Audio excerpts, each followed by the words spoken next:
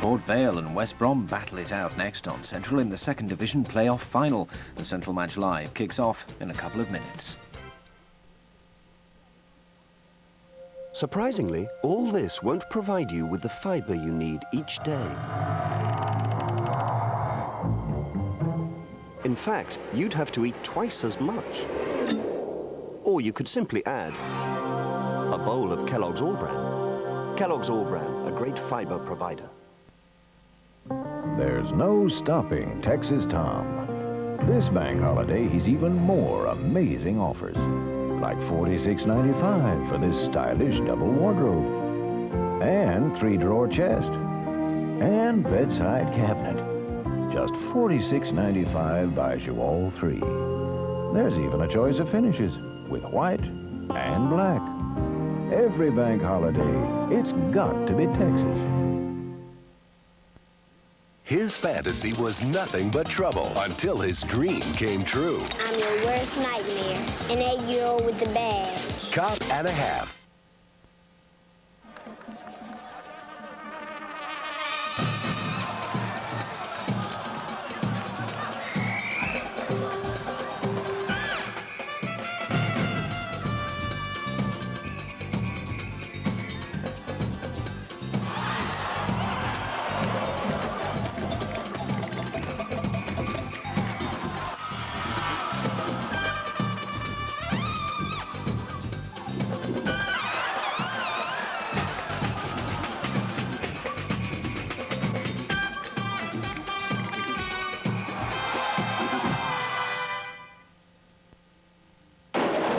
Any old iron, any old iron, any old iron. It's gotta be right with hammer right on iron, all right.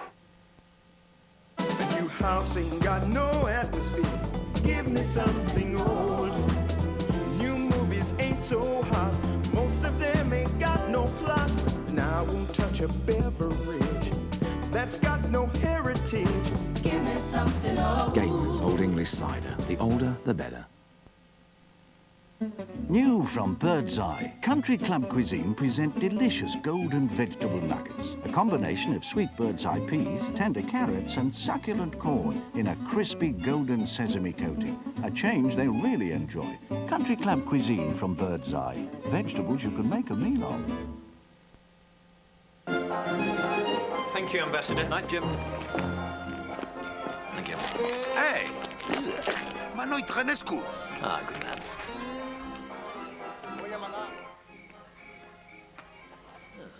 Get him to move, sir.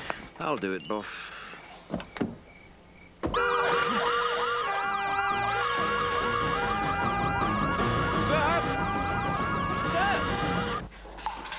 Did you make your phone call, sir? I had a word with the ambassador, yes? I phoned Barclaycard, sir. Oh, please. International Rescue, sir. They got me a lawyer. Shouty! An English-speaking lawyer, sir. Well, I'm being seen personally by the Minister of Justice. Can I help you? Ooh, dry white wine, please. I'm afraid the bars are closed. Bye.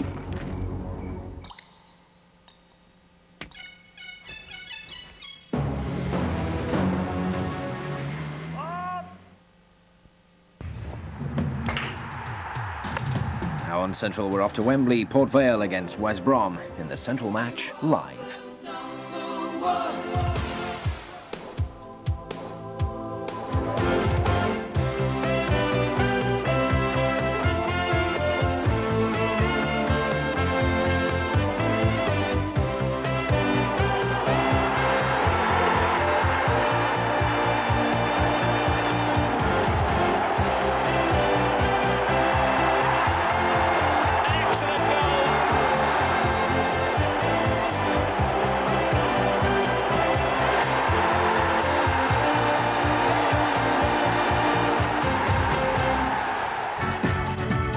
Wembley, our national soccer stadium, the place that every footballer dreams of playing at. John Rudge won there a week ago. Ozzy Ardiles has done it as a player. Now he wants promotion as a manager. But for whom is today tailor-made? 40,000 fans will cheer along Bob. He scored 37 for West Bromwich Albion this season.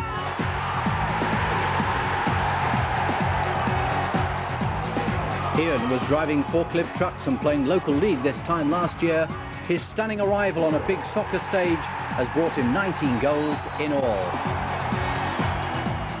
Live from Wembley, the teams come out. It's the second division playoff, and at the end of the afternoon, either Port Vale or West Bromwich Albion will be in the first division. And there is Ozzy Ardiles leading his team out. Ahead of the Port Vale team is a young man for whom it's a very special day. We hope to catch a glimpse of him in just a moment. And he's a young 11-year-old boy called Christopher Moulton. He's got a brain tumour and he's specially been selected to be their mascot today. By the sight of things, there are going to be more West Brom fans there. Will they out-cheer them? Well, who knows, we shall see. Jimmy Greaves, welcome this afternoon. Yes. Port Vale were there a week ago and they won a cup. Is that any advantage at this stage? Yes, I think it is, Bob, because they will know what it's like. They've achieved a bit of success there within a week, and I think they're the better side, in fairness. Sounds as though you think Port Vale are the winners. Not at all. West Brom are the winners. West Brom, Yes. no, I'm going for the Baggies. They've been supporting my eyes for years, Bob, and I'm going to support. But no, and they've got a better TV gantry as well, of course, and you have to think of these things when As the you get winter older. comes. That's Yes. right. But I think it's going to be a tight game. West Brom, I think, good football inside. Port Vale, strong, know what it's all about. Could be very tight, Bob. And it's quite an atmosphere, isn't it, when you get out there, Jim? What they'll love it out there today. Look at it. That's absolutely. I mean, you look at a crowd like that and say, well, it's wonderful that they can be at a game like this. We're back at Wembley after this break.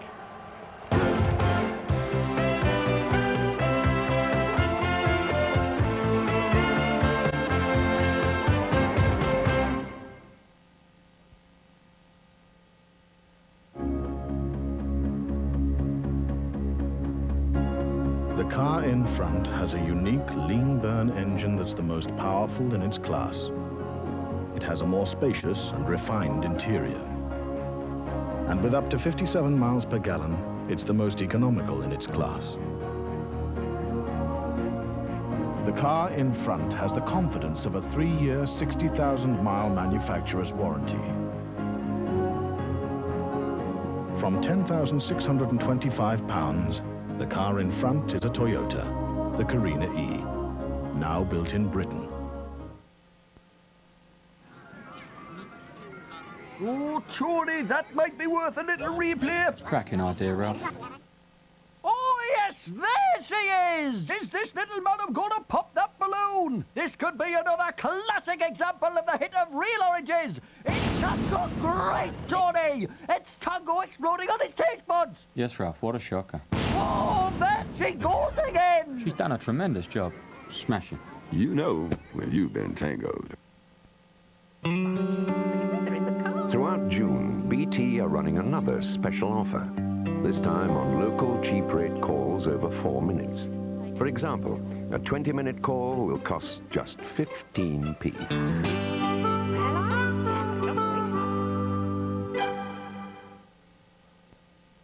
Shredded wheat. It's just basic bran fiber and a good source of carbohydrates. Shredded wheat and shredded wheat bite size.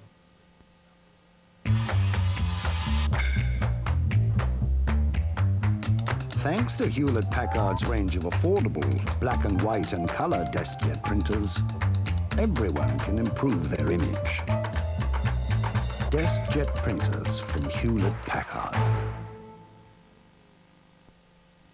That's why we like electric showers, don't we? Spontaneous, that's what we like. Yeah, I'm all modern, scampering around, and Mum goes, "Get in that shower," so I goes, "Oh yeah, shower." Meow, straight upstairs and into the shower. Yeah, well, what I like about it, especially in summer, is that it's quick and you save money. You don't have to put the heating on.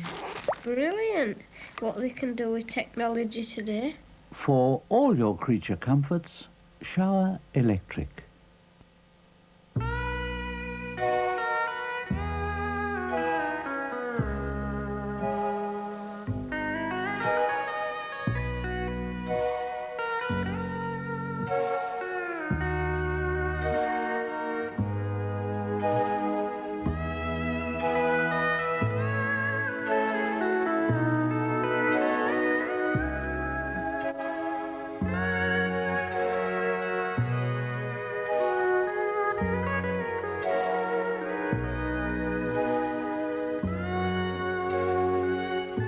standing around like at bus stops and waiting to get there might spoil your enjoyment of McEwen's lager.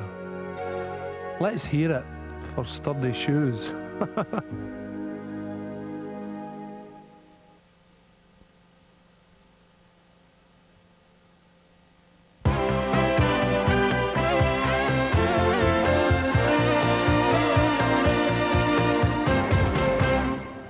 You got that wrong. You thought it was Ronnie Allen in 54. Do you stick with West Brom? I forgot, Jeffrey. Let's hope it's a good game, Bob. I mean that. And let's hope that it's won over 90 minutes, which is the right time.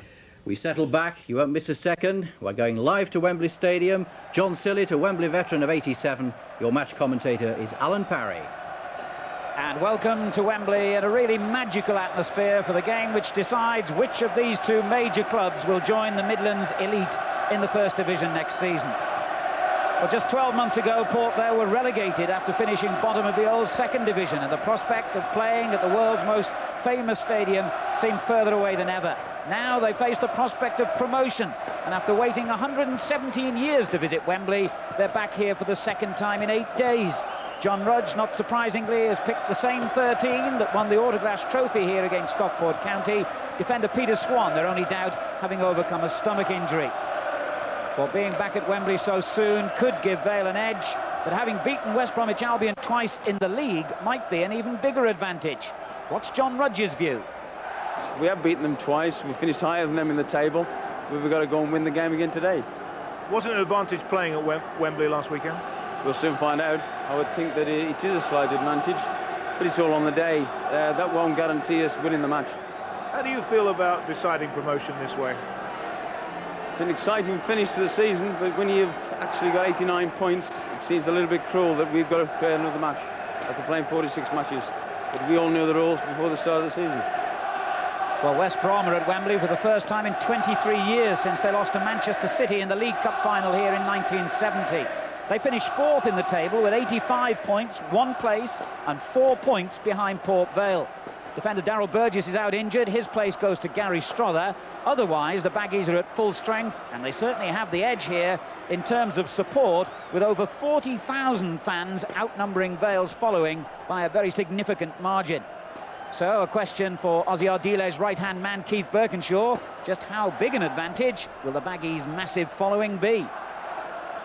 Well, it's amazing that I've been here so often to this place, and I don't think that I've ever seen as many supporters supporting one team as what we had when we came through into the stadium on the bus there.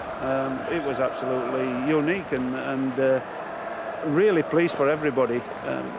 The atmosphere that's going to be generated this afternoon will be tremendous. There's 40,000 Albion fans here and 2 very good footballing sides. Yes. I think that we need that this afternoon because it's a really strong blustery wind, and the more we keep it on the deck, the better it's going to be.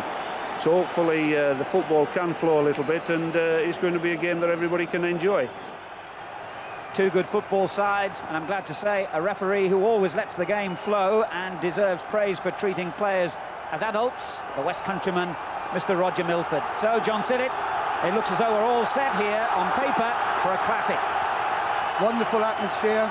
If it comes to backing, West Brom have got that behind them. It's superb following they've brought down with them, but it doesn't. It comes to football. Both sides are capable of playing good football. Both sides can play attacking football.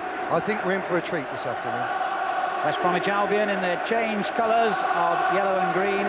Port Vale in their first choice strip of white shirts and black shorts. It'll be Albion who get this playoff final underway, with Port Vale attacking from left to right, and significantly, Port Vale have the backing, maybe not of a big crowd here, not as big as Albion's anyway, but they do have a very, very strong wind behind them here in the first half. A free kick in the first 5 seconds of the game, and it's gone Albion's way. Foul there by Paul Kerr, who scored the opening goal a week ago in the Autoglass Trophy. Strother takes the free kick for Albion. Here's Lilwall. And the ball breaks clear for Hamilton. Forced away again by Porter. And Strother in possession once again, but he's given it away to Neil Aspin. Forward by Kent. And Strada very busy in the opening seconds here for Albion. Kent again. Little back healer, which Lilwall read well. Saw Steve Lilwall playing here for Kidderminster Harriers just a couple of years ago in the FA Trophy final against Wycombe Wanderers. Big rise in fame in his career. And he's made the most of it in his first season in the pro game. Another man who might not have expected to be here, Tony Lang, who only won his regular place in the Albion goal a couple of months ago when Stuart Naylor was dropped. He too has taken his chance literally with both hands.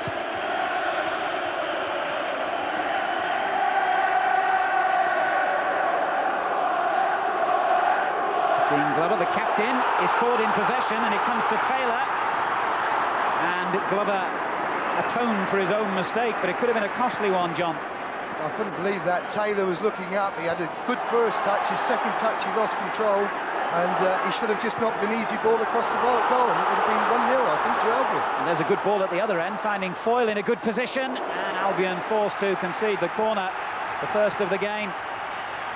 So we've had end-to-end action here in the opening minutes, and let's hope that's how it'll continue. We've got two real footballing sides here in the purest sense of the word. They both like to get the ball on the ground and play. Corner kick to Port Vale. Paul Kerr will take it.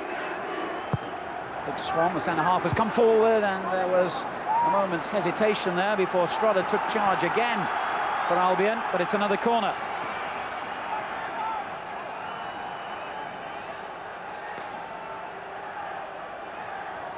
Swan and Glover forward for Port Vale. Another problem for Lang. Corner goes deeper this time, and Van der Laan will do well to keep that in. In fact, he's won the throw, and sensibly takes it very quickly, looking for Slaven. And some pressure here on the Albion goal in the opening minutes, but now they break clear, and also they've got Bradley, their captain, lying injured just outside his own penalty area from that challenge a moment ago. Well, at the moment, everybody looks as though they're in a hurry, which always happens at Wembley. You always say, right, in the first 10 minutes in the dressing room, you've got to win your tackles, you've got to be able to get hold of the ball and play it simple when you get it. Now, that's happening here, but for me, you see players just get a little shade of the old nerves, the Wembley nerves come in, and I just hope here we're not watching a Wembley injury. There's always been a bit of a jinx here on players getting injured, but it was a good tackle, honest tackle, and therefore get on with the game, get playing. A little bit of treatment from Danny Thomas there, who had a great career with Coventry and Tottenham. Had to pack in at a young age through an injury, but he's the physio there, and I'm sure he's put things right. Bradley's a tough character, and he continues after treatment as Hunt just fails to get his boot to the ball, but Albion do have a throw-in. Clearance by Andy Porter. Knocked forward again to Hunt, who's done so well since joining West Brom from Newcastle. Good football by Port Vale in a defensive position, and they've got a free kick for that rather rash challenge. I came to the Autoglass final last week, and I was really impressed with the way Port Vale played, particularly in the first half against Stockport County. Although they were under the cosh a little bit in the second half, it has to be said. Paul Musselwhite, the young goalkeeper in his first season with the club. Strada gets his boot to it again. Hunt beaten to it. Van der Laan finds Kerr. Stabbed forward then by Swan, and just kept in play. Van der Laan is immediately challenged by three Albion players. And now Kerr. Under pressure there from Donovan, and did well to make room for himself. This is Swan. The long ball aimed at the exciting Ian Taylor, but that's too strong for him. The wind made sure of that as much as anything else. But here's a young man. I think you looked at him when he was playing non-league at Moor Green, didn't you, John? Yes, he impressed me. It was very, very close. I was their manager at Coventry at the time. He's a player with a good engine, can get forward, and he had a good goal-scoring record.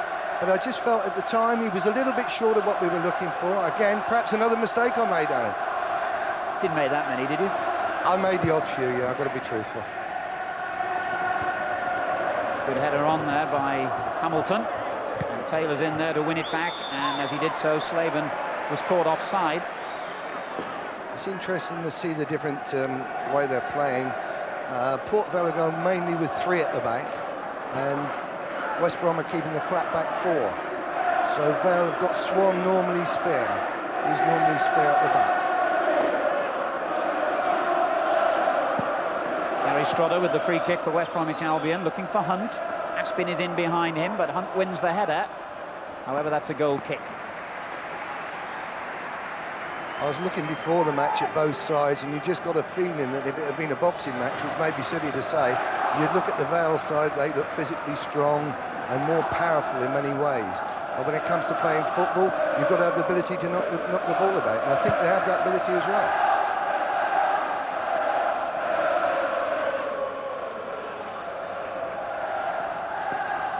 Port Vale lost only once, incidentally, in their last 10 league games to finish 3rd in the table on 89 points, just 1 point behind Bolton. It was their misfortune that Bolton had such a great spell of form right at the end of the season and eventually overtook them, when it had seemed for so long that Vale were going to follow Stoke City in one of the automatic promotion places.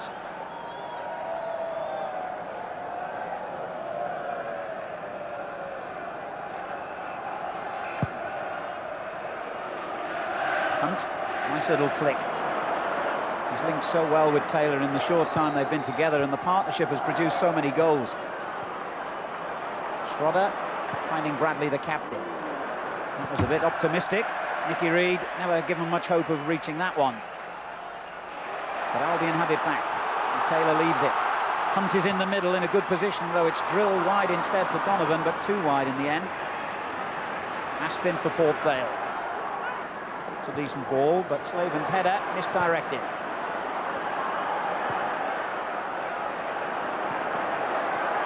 And they almost played themselves into danger there, Albion. But in fairness to them, they played themselves out of it again. Reed. Hamilton wanted it short, but he spreads it out to Lilwall. On it goes to Hunt.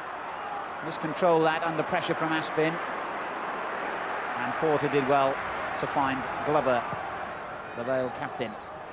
Oh, that was a mistake there by Raven. He was fortunate that Foyle wasn't in a position to punish him then. Porter. Bernie Slaven. Good football again as Kent plays it further forward. But Lilwall now for Albion, and he just turned once too often on the ball then. You're looking at Albion at the moment. They're starting to just feel their feet, and they're starting to pass the ball about. There's got to be a lot of movement off the ball, which they are achieving at the moment. They look as though they're a side that once they settle, they could be in business.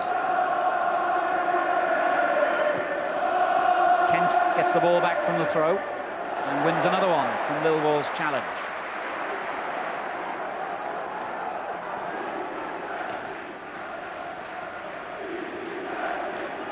Well, Slaven took a long time making his mind up then, but he was under pressure from behind and has won the throw, which Kevin Kent will take. Taylor comes short for him, and Kent again. Invited to make a decent-looking cross. Foyle just couldn't stretch to reach that, and Milan was alongside him as well.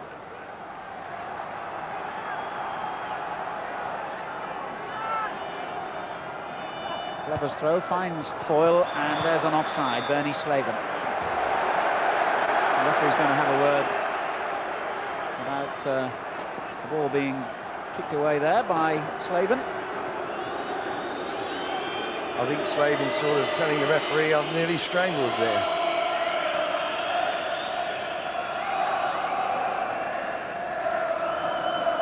Ten minutes gone.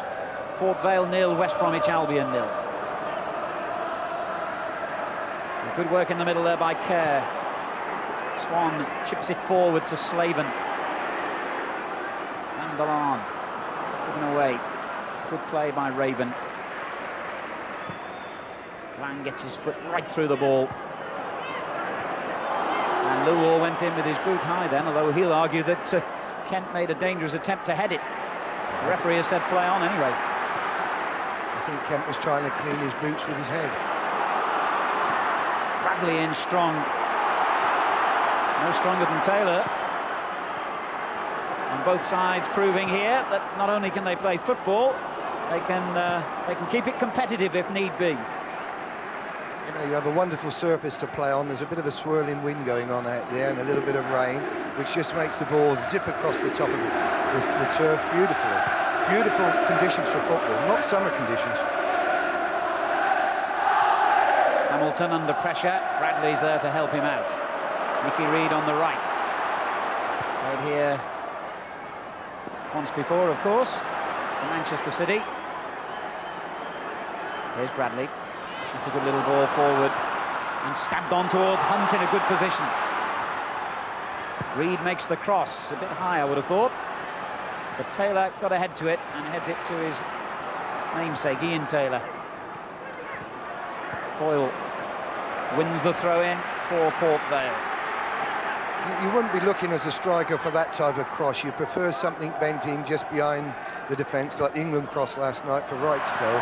The high ball is not helpful to strikers. They want to be attacking across the face of their defenders, so just bend stuff in behind the defence.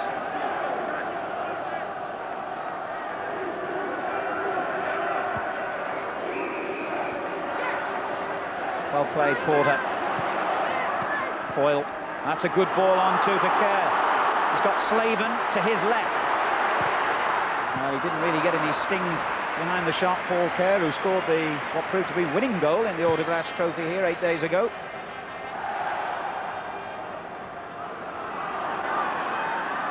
Donovan beaten to it by Van der Laan, but Nicky Reed keeps it in play for West Brom. And that's a good ball, good run by him. And then it goes to Hunt on the near post and he's won a corner. Good play there by Nicky Reed. Yes, good overlap. He's breaking well on the right-hand side. There's plenty of room out on the flanks. If you look at Port Vale, they play it very tight in the width of the 18-yard box, so West Brom need to be breaking wide using that width, and you always get goals from crosses. Get the ball out there and get it in early.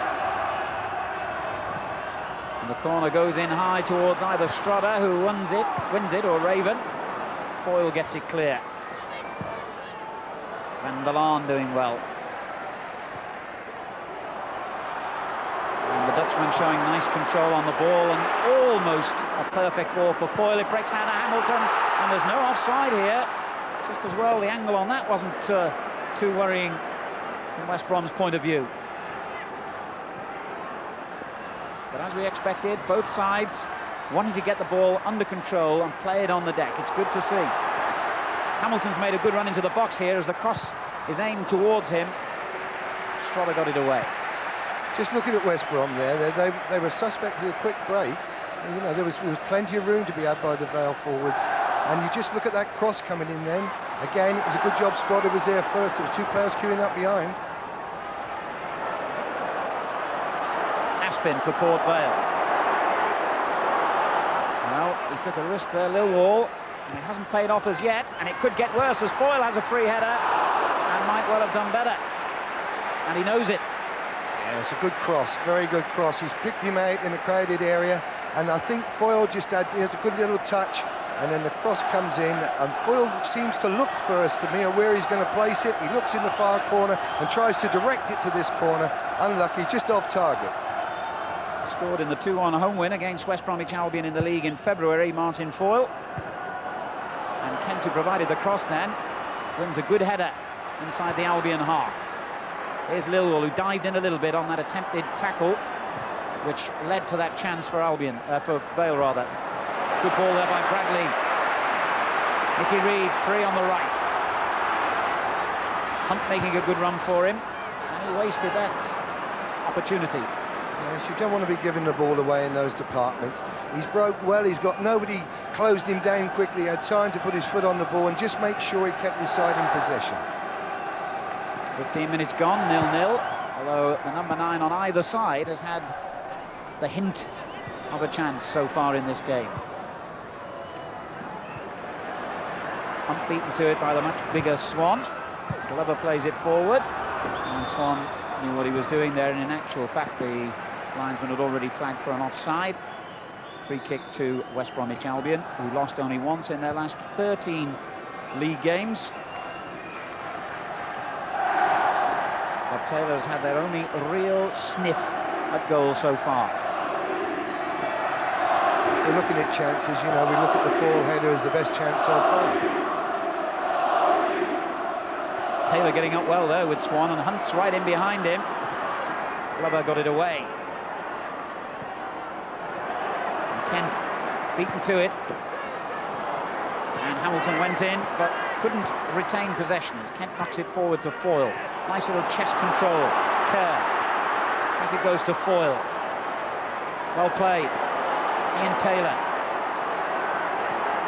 Kent again making the run down the right. And the cross beaten away by Lilwall for a corner. Kevin Kent, the right back, is quickly supporting this side. He's getting forward very early, and they look very comfortable together, him and Taylor, a good understanding. And West Brom just don't seem to be able to handle this at the moment. Here's where the pressure's coming for them, down this right-hand side of Port Vale. And it's Kent, the only locally born man in the Vale side, who'll take the corner himself. Taylor almost got ahead to that. It was cleared by Raven, and the shot by Van der Laan was a decent effort through the crowd of players. Slaven's kept it in. And that was a bit of a risky ball. And sure enough, Kevin Donovan got it away. That was a great strike by Van der Laan there. He really got his position of his body right. He got over the ball, and his technique was excellent. He really got a lot of power behind that, and it would have been on target, providing a defender hadn't got in the way. Good defending, though. Give West Brom credit.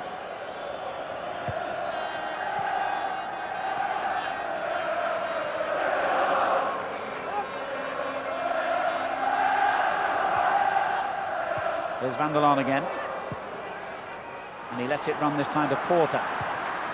Well, he struck that one very well, Porter. I'm not sure that Lang was being super confident, or perhaps misjudging the way that ball dipped. He's got a smile on his face. He wouldn't have done if it had gone in.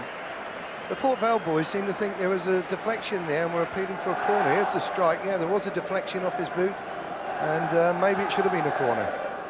Mind Roger Milford don't make many mistakes. We've got to go along with him. Good effort from that range by Andy Porter. He's only scored 2 goals all season.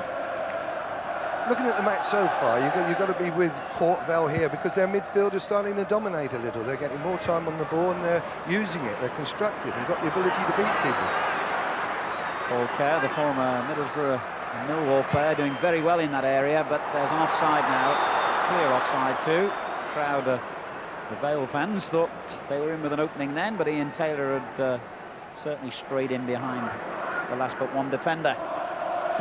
19 goals this season. Ozzy Ardiles and Keith Birkinshaw, hoping he doesn't add to that total obviously today, as Lilwall gets them moving forward with a good challenge. He finds Taylor. Hamilton. Curled in looking for Hunt, who wins it well. Knocked down to Reed. And Van der Laan just makes the most of that little error there by McNally. We haven't seen too much of him in the game yet.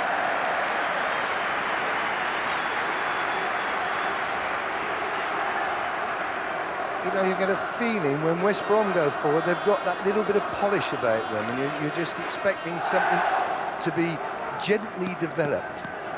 You think if they're going to make that chance, it's going to be a good chance and an open chance.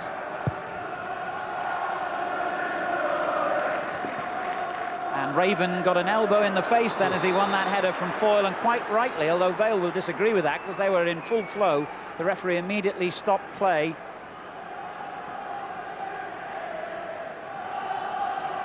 I would like to think that was accidental there as Foyle went up for the ball here. That was another injury. 6 of one there and half a dozen of the other. That was the injury to Kerr. This is the one to Raven, and yes, well, given the benefit of the doubt, I think that was an accident, wasn't it? Yeah, you know, you're there and you're challenging for a ball, and he's kept his eye on the ball there, and to get the height, you need to use your elbows to lift yourself off the ground, and I just think it was an accident. I don't think he deliberately elbowed him in the face there. I'd go with you, Alan, and back you on that one. More of a slap than an elbow as well, really, wasn't it? Anyway, both the injured players, Raven and Kerr, are fit to continue. We've had 20 minutes at Wembley, and we haven't as yet had a goal. They're playing for a place in the first division next season, remember. It looks as though Kerr possibly got the worst injury of the lot. He's just limping badly at the moment. Yeah, he doesn't look too comfortable as it's played into the Albion box, and a complete spectacular clearance there by Lilwall. Taylor, Aspin, picked up by Hunt. Good ball to Taylor. Now Lilwall again.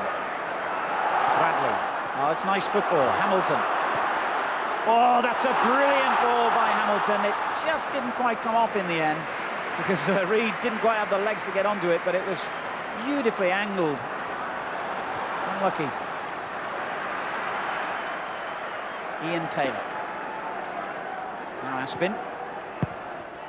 And again. Knocks it long this time.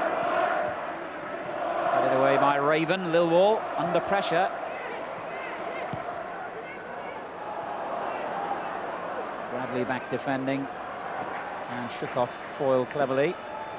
Keeper can't handle this one, remember.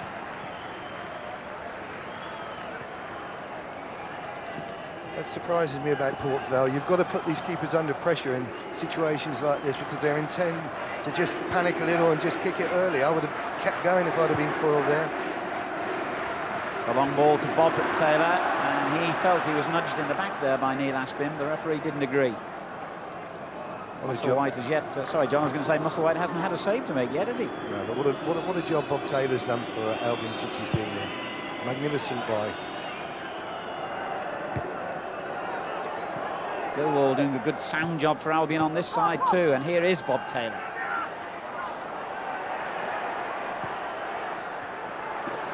McNally brushed aside. Doesn't seem to have quite got into the pace of the game yet, Bernard McNally. Here's Slaven. Great run made by Kerr in the inside left position. Slaven had to hold it up. Support now from Van der Laan. Flipped in towards Foyle in the box. And Albion break clear with McNally. Now Reed. Dangerous ball. Taylor intercepts, but Lilwall wins it back off Kent. Taylor. Hunt is ahead of him. That's a foul by Swan. Free kick to West Brom. Just a bit too quick for him there. He turned. I don't think there was any great intent, but he knew he'd gone away from him for pace. It's big, strong lad, Swanee. But you see West Brom there, they're playing dangerous balls, crossfield balls. If they get cut out, put the midfield completely out of the game. They've got to be aware of that and look to build off the front. The free kick is a dangerous one and headed away by Glover. Now Van der Laan.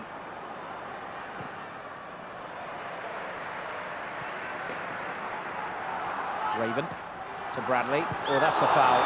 No doubt about it. A sliding tackle from behind, and I think that might be a little bit of a leftover, as they say, from an earlier challenge, and it's going to mean a booking. Yes, I think Paul Kerr deserves to be booked there. He just had a feeling that he did take a whack earlier on, and that was a little grudge one. Here's my chance, get hold of this, and he left his calling card there, and rightly so. The referee has taken his name. It's a yellow card job. And now he's got to be very, very careful.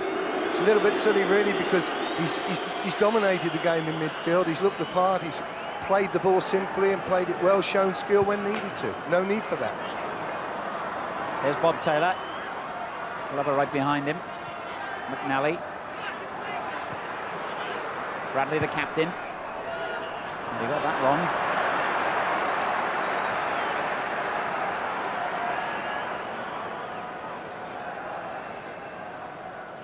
I mean, I'm getting a feeling here that Port Vale are well organised at the back. They're not going to be broken down very easily. They look a little better organised at the back four than possibly West Brom. Musselwhite really is in trouble here as Hunt plays it forward again. There's a chance now, and it's all down to the goalkeeper, but it's missed in the end by Donovan. Now that was all down to poor Musselwhite. He came a long way out of his goal, took a risk, and really sliced the ball straight back to West Bromwich Albion. I'd like to thank him very much, because I was just saying how well they look at the back. They look organised, the back four, and there he is. He comes out here, and it's a chance that goes back in wide, really. You've got to hit the target in those positions. Here it is again. It's a little slip through. He's looked up, and there's the touch. He's just, the first touch isn't bad. Just secondly, he tried to lift it over him, over the bar, and missing the target. Well, Donovan, who scored 11 goals from midfield this season, won't get many better chances than that in the game, I'm sure. And poor Musselwhite in the Vale goal is a very, very relieved man, because that whole situation, I'm afraid, was down to him.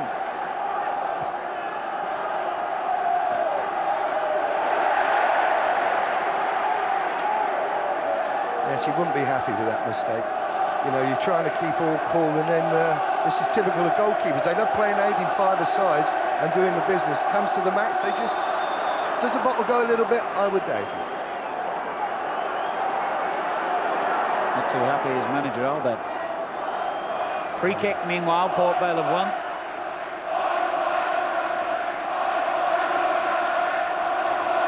This will be a dangerous position for West Brom to defend. Clubber will swing it in left-footed. Swan and Foyle are both up there. It's Foyle on the far post, who wins it well, but directs it wide. That was shades of the old Watford free kick, where 4 players get together, and Vale have 4 players here, with one peeling off round the back, one attacking the near post. Here's the ball in. It's a quality ball in with his left foot, and Foyle couldn't quite get the power in the direction he would have liked. You know, you work ages on the training ground, spending time on set pieces, and you do like to see the service going in where you've worked it being played. Vandelon for Port Vale, knocking it forward for Slaven. Challenged by Reed, and then in the end by Strotter.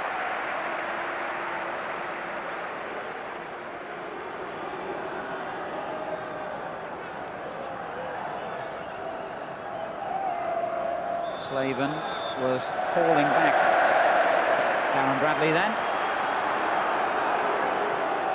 The expression would suggest he doesn't agree, but I'm sure he was. They never do, Alan. Offside, Andy Hunt. You know, the ball does fly here. It seems to be quicker here when you pass the ball than anywhere else in the country you play. Whether it's because of the stadium and the way the wind's kept out of it, but the ball seems to fly further here and goes... You try a little weighty pass, and it will always go a lot further than you expect. Albion's massive support. Wait and wonder if this is to be the day when they win promotion. The last time they did that was 17 years ago, when they went up to the old First Division, where they stayed for 10 years.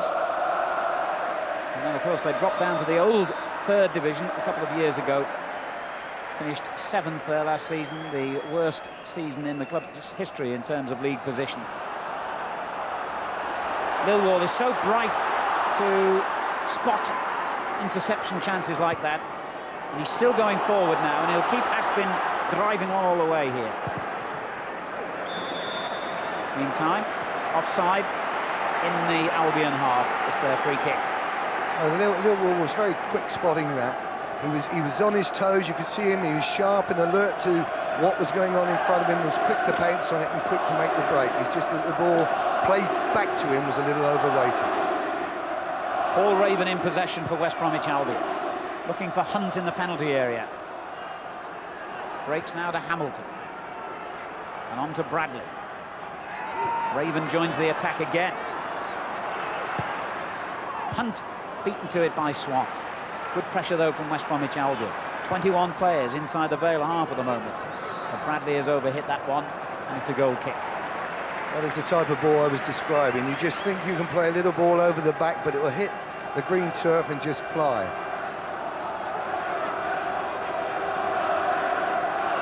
But both sides at the moment are doing a lot of running. There's up and back, it's end-to-end stuff. And you just feel that maybe in the second half, legs will start to go a little bit, and then mistakes could be made. Yes, I came to see the Third Division playoff yesterday here, and it was very similar. Nally's foul, and the referee won't be too pleased with that, and I think he might be the second player to be shown the yellow card. Yeah, again, you know, we know the rules. You can't tackle from behind, and there it happens again. Just keep your head, go there, keep it tight. No need for that at all. Going nowhere. Just use your head, jockey, hold them up. But there in my day, I suppose I used to be a bit like that as well. It's the occasion maybe that gets to them. And just the old whistle blows and in you go. Vandelon, the player on the receiving end. I was mentioning York against Crewe yesterday. Splendid match here. And as John was suggesting, it was very tight in the first half yesterday, and then really opened up in the second when the players got tired, and even more so in extra time. It's an inevitable conclusion to matches here, especially ones which have such big prizes at the end. A lot of pressure and tension. Nobody wants to make mistakes early on here. Nobody wants to make mistakes at all. Good refereeing by Roger Milford there. Saw Swanee backing in, and he was spot on with his decision. It's lovely to have a referee like Roger. You can have a chat with him, a joke with him, and at the same time, he's on top of his job and he don't give you an inch. Millwall not being given an inch of room there by Kent. Has to get it back to Strodder, the old West Ham player, who finds Bob Taylor. Forward by Hamilton, a neat ball, and Strodder goes striding on into the Vale half. Good ball by McNally. And the other centre-half, Raven, comes into the attack. Late challenge on him, but the referee says play on because Reid has the ball for Albion. No advantages accrued from it yet, but might still.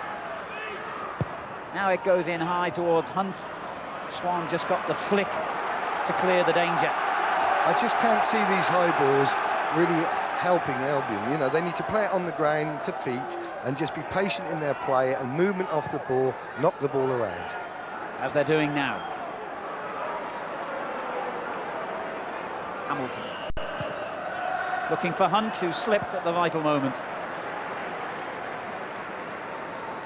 I mentioned the partnership between him and Bob Taylor. They got 19 goals in their first 10 matches together, those two, when Andy Hunt came on deadline day from Newcastle United. Tremendous kick there by Musselwhite, but it might go out of play. Wasn't allowed to by Slaven. Reid's clearance, an excellent ball. Hunt with a lovely flick on too to Donovan, who's crashed down from behind. But again, Mr. Milford says play on, and once again, ironically, there was no advantage, but there might well have been in the most bizarre fashion. Yes, you better have a look at your studs. Poor Musselwhite could have produced there the freakest goal ever at Wembley. Yes, the ball played here, and he comes out and then he gets on his heels. Seems to stop on his heels, there he goes, and slips up and whoops. Reminds me of Steve Ogrizovic and Trevor Peake. Kent at the other end, beaten to it by Lilwall. Kerr, good ball for Slaven. He's offside though. But there's one thing sure, if that little fella Slaven there gets a chance, I promise you now, it will be sniffed. He is a great finisher. I've got a lot of admiration for him. He works hard, he chases lost causes at times for you, but when he gets that chance, my God, he's usually on target, lethal. Ironically, could have gone to West Bromwich Albion as well when Middlesbrough released him earlier in the season, but chose Port Vale.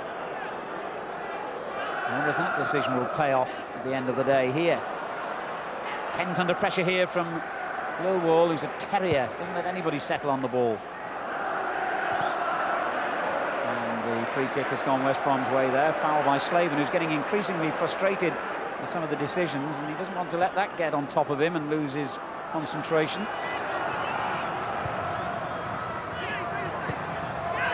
Reid. Back to Raven. Port Vale defending very well, extremely well organised when they're under pressure. They're very terrier-like, Port Vale. They get close, they get their tackles in. Very workmanlike side. Impressive. They don't give you time to play. As Hunt found to his cost then, but Donovan has the ball from the throw-in, which resulted, and it was just a bit too deep there. And Albion proved that they too can be terrier-like when the opposition have the ball. But Vale have possession. Good challenge by McNally.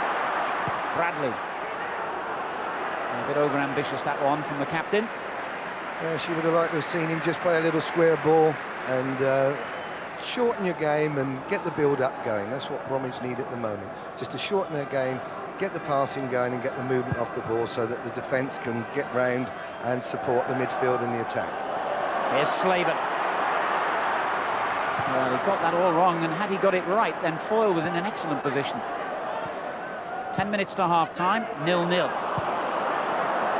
Play forward to Kent. Strodder with a good tackle. Also felt he should have had the throw in there. He did. He would. Strodder's done well. He's been in the heart of things there, and he's come into a side that's been playing well.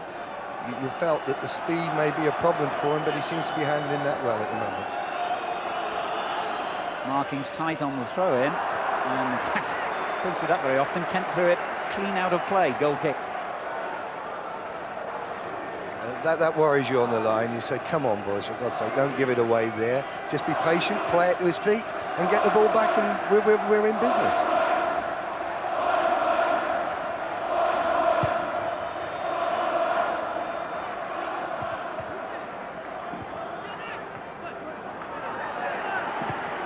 Turned forward by McNally for Taylor.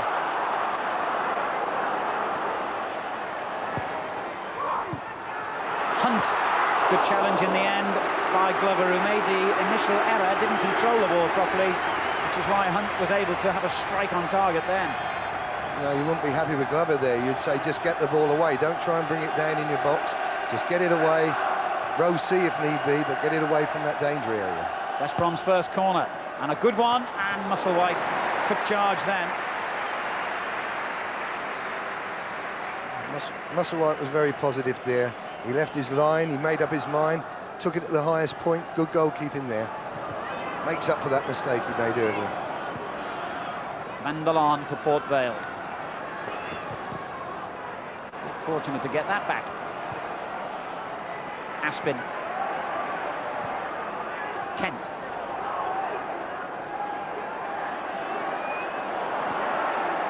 Sets it up for Vanderlaan, who can hit the ball if he gets an opening. But none presents itself. Here's Kerr now for Vale. Committed a lot of players forward here, Port Vale. And it came to nothing. Nicky Reid done exceptionally well there when Vanderlaan had a chance. He just closed his right foot. He stood on his right foot and said, well, go on, if you're going to have your shot, you've got to take it on your weak foot, your left foot. That's good thinking, that's good play. Put them on their weakness and they have a problem. It's been a tight match, this. There's not been much to choose between the sides, and therefore no surprise that we've had no goals yet, and not too many goal-scoring chances either.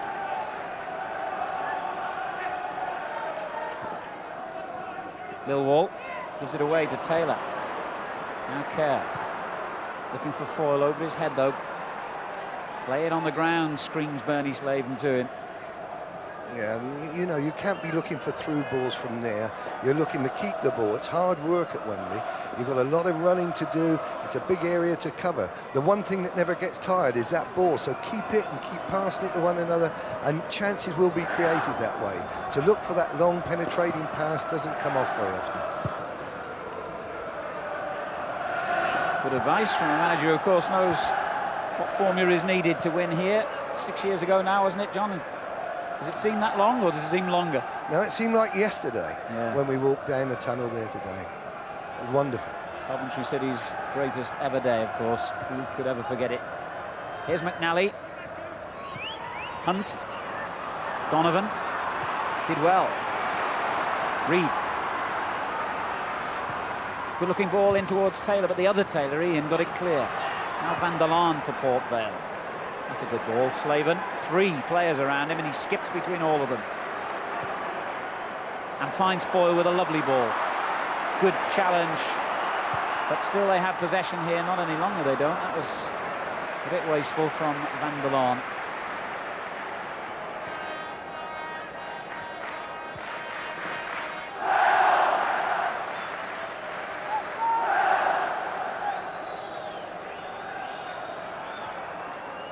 I think they're just trying to take the sting out of the game for a moment at the back by West Brom. They're just saying, well, let's keep possession, let's just take the sting out of it and just knock the ball about and get a feel of it again and work up so that we're working up to build the pace up later in the match. Good little flick on there by Slaven, but Kerr unable to control it. Now Darren Bradley for West Brom. Reid's galloping forward down that right-hand side at every opportunity. It's a good run too, and he drives it through, but it's a goal kick. Nicky Reid, I suppose, wouldn't have been playing today because, of course, Mickey Mellon, who was sent off in the semi-finals of the playoffs, suspended today, and therefore not available for selection. So McNally's gone into midfield, and Reid has come in at right back. He's was involved in 3 playoffs in his days at Blackburn Rovers, would you believe, Nicky Reid, and lost all 3. Is that what they call him, Jinxie Reid? I hope it won't be for him today. I don't mean that against Port Vale, but I just think any man that's been here 3 times and lost all 3 deserves a bit of luck sometime. Kent's header, and a lovely little flick from Foyle to Slaven. That was not a bad effort.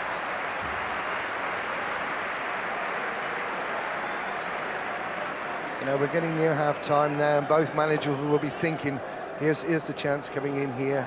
I said he'd keep it on target, didn't I? Proved me right again. Just sliced it wide. But at the same time, it was a good strike. Just got to hit the target there.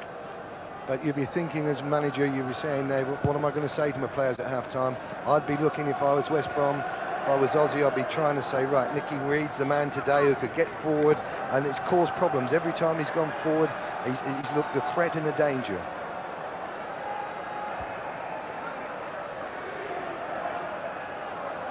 If I was Rudgy, I'd be wanting my front men just to hold it up a little and say, right, come on, wait for the midfield to get range. You give them time to support and just hold it up and be patient. A long ball forward is a brilliant one for Foyle. Raven across to cover, and that's a corner.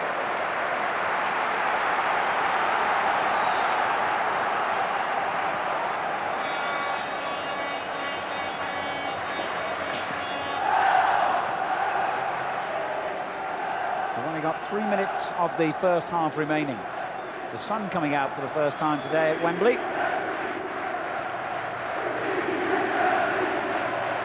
And we hear the Port Vale fans really getting behind their side now.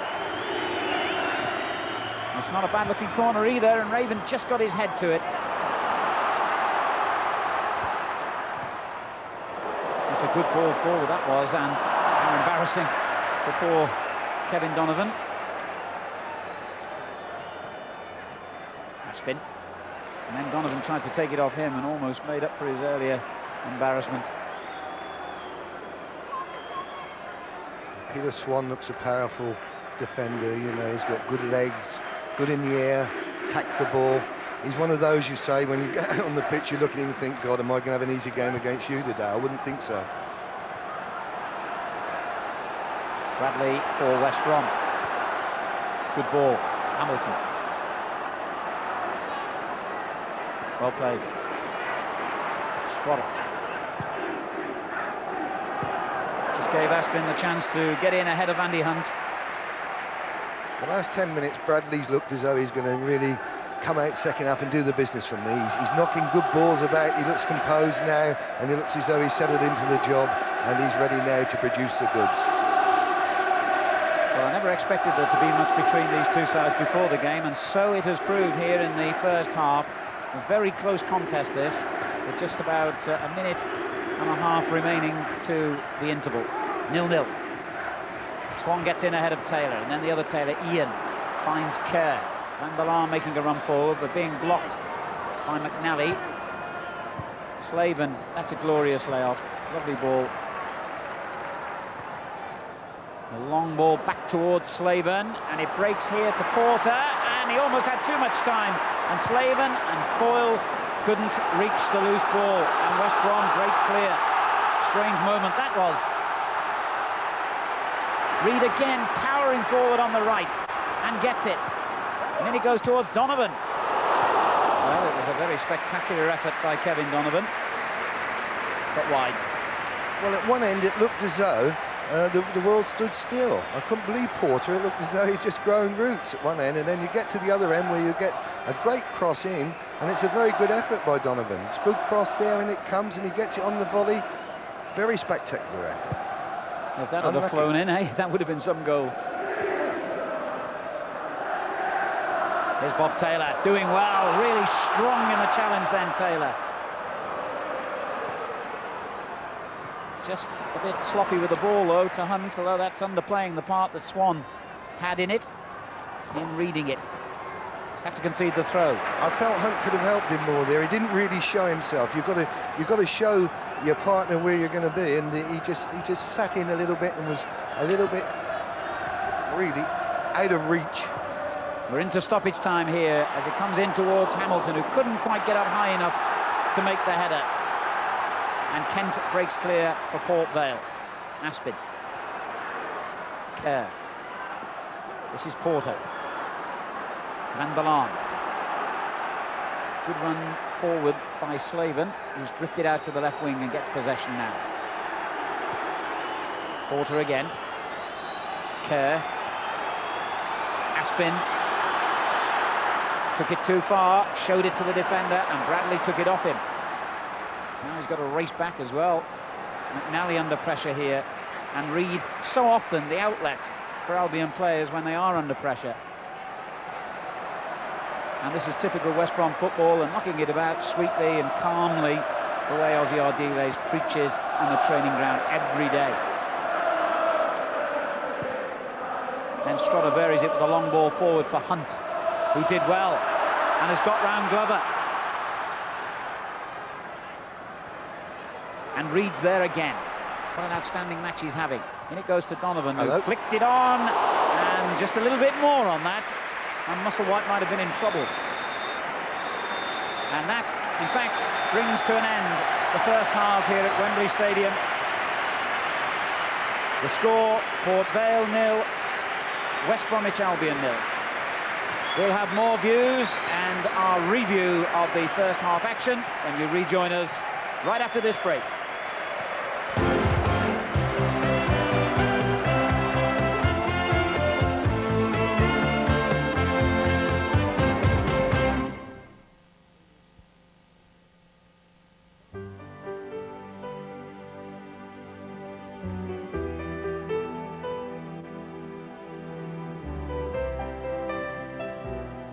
At Rover Dealers, we don't believe our job ends with the sale of a car. We believe that's where it begins.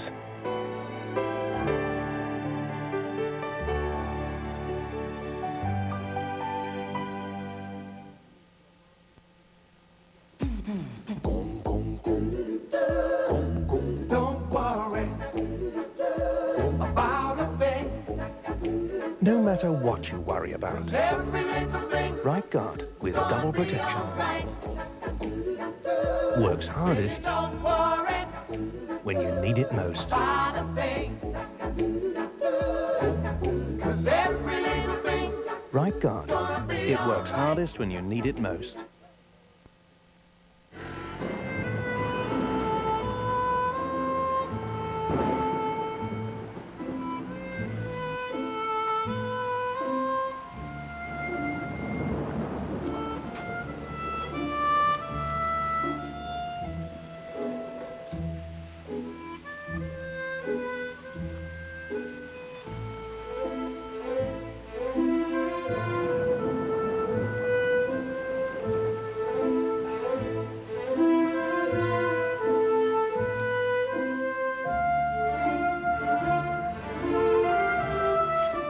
Regarde, la Stella Artois est arrivée.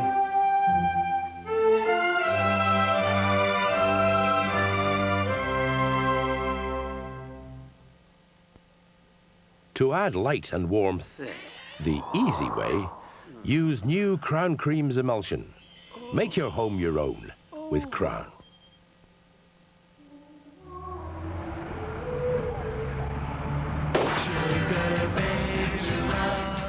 Probably never seen the Rubettes live, have you, Wallace? No, sir. What an echoing void your life must be. The game's afoot, Wallace.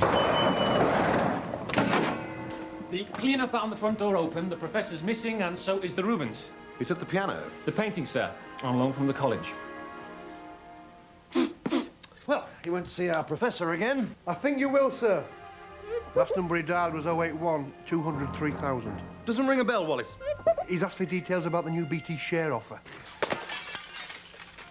That was months ago, Wallace. The government kept some shares back, sir. You can register for information now. Let's move then. You can start by bringing in the accomplice. Sir? The cleaner, Wallace. Sir? The BT3 share offer. It could be worth investigating. Register for information on 081 203,000 or with a share shop.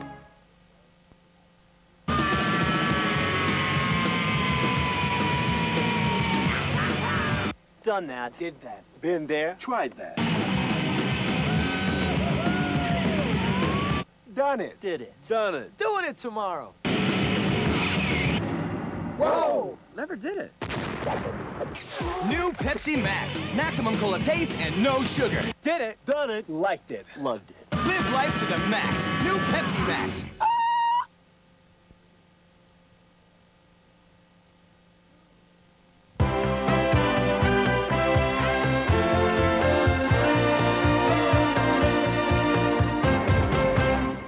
It's half-time at Wembley in the second division playoff. No goals at half-time between West Bromwich Albion and Port Vale. Jimmy Greaves, Yes, frantic start, as you'd expect. Settled down, but I don't know, it's something's lacking apart from a goal.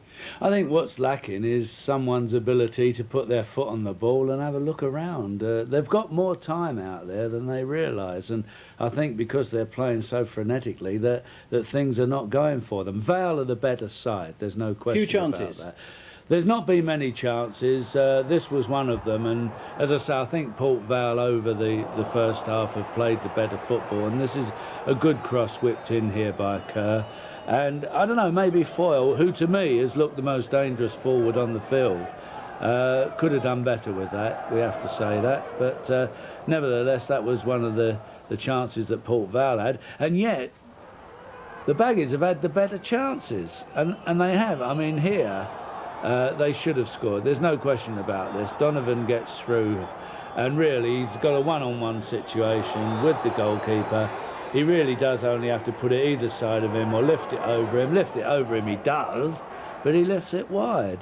And that really was a painful miss. And had that goal been converted, you would have said, well, maybe that West Bromwich Albion would have settled down a bit more than they have.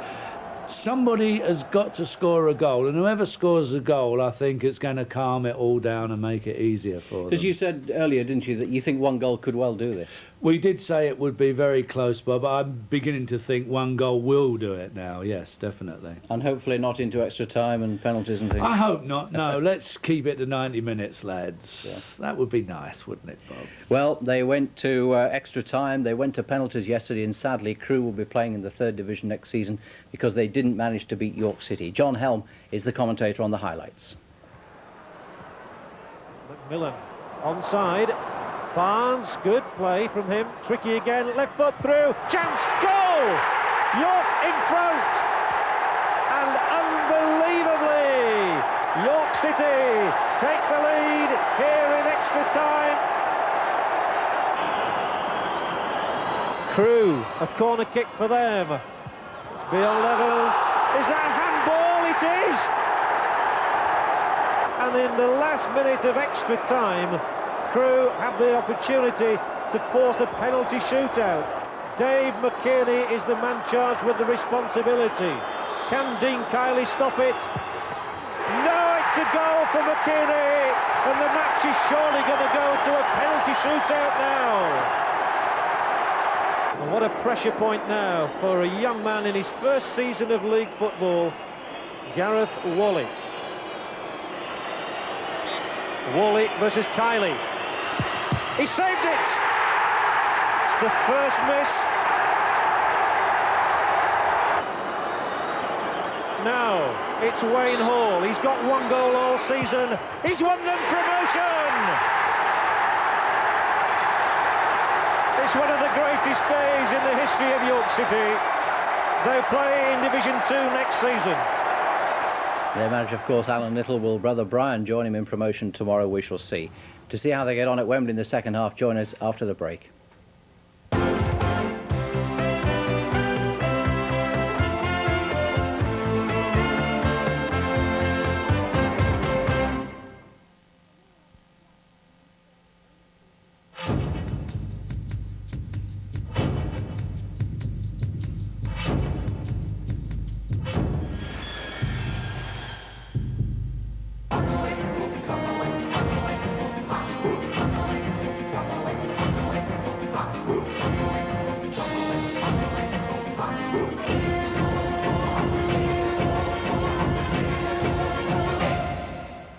The new Peugeot 306 drives the imagination.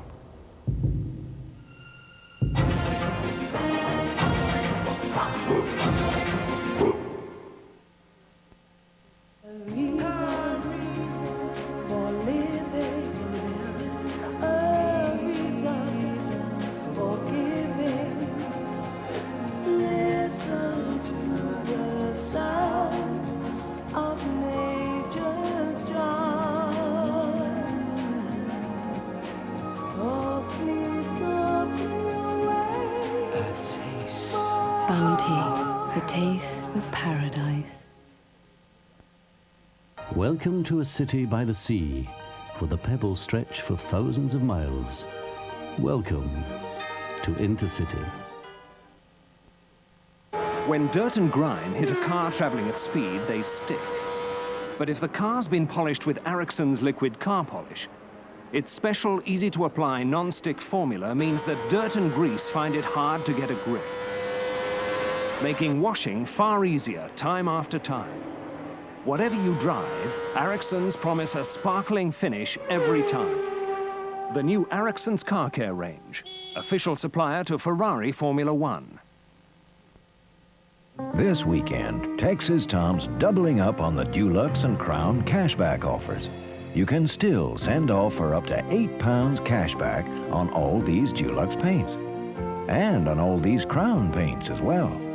But till 8 p.m. Tuesday, we'll give you the same amount as a discount at the checkout, too, for up to £16 back altogether. Double bubble. Double up at Texas now. Don't let your phone sit around the house, not helping you reduce your phone bills. When an Audioline phone with a Mercury button could work hard, saving money on your long-distance calls. Audioline. Phones that do more than just sit around. Do you come here often? I bring the little one. He loves the water. He does seem full of life. Well, that's thanks to his Energizer batteries. Energizer? They last so much longer than ordinary SP batteries. Do they really? And what's more, Energizer doesn't have any harmful mercury added. Oh, so you're an environmentalist? I'm not. I'm a respectable married woman. Oh. Energizer. It's stronger to last longer. Don't miss A&E Aquatics 2-week summer madness. Save 50% off selected pond pumps. UV lights from only £39.95 at A&E Aquatics. Pond liners from only 18 pence per square foot. And save 20% off all cold water, tropical and marine fish. And save 10% off all cabinets and tanks at A&E Aquatics. Rounds Green Road, Albury.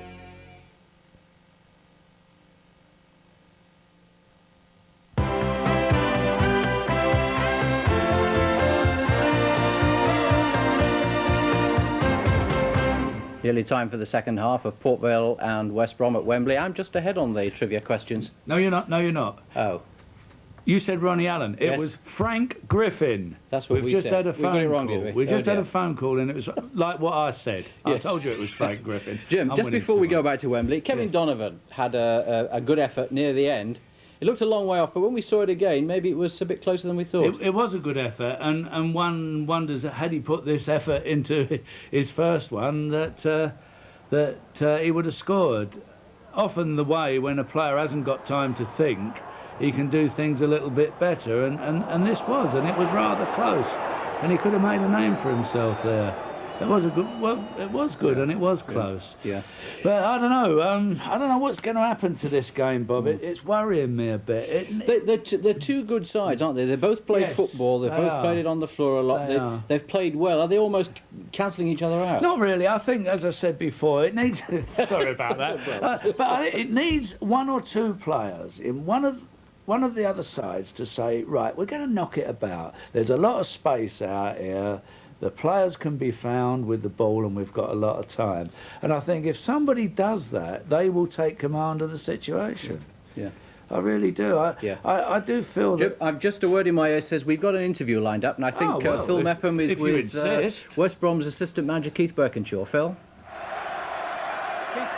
Keith, are you happy with 0-0 at half-time?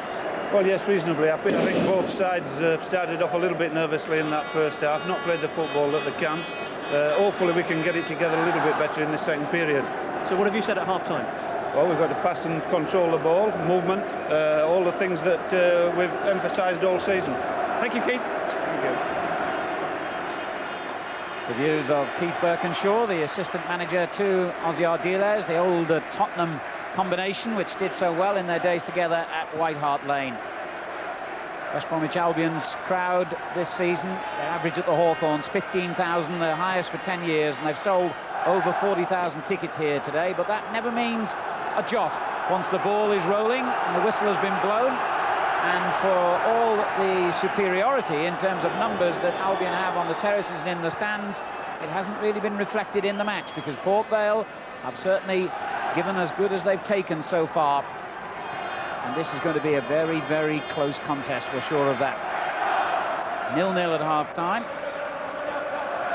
And the Vale fans have done their bit in making sure this has been a marvellous atmosphere today.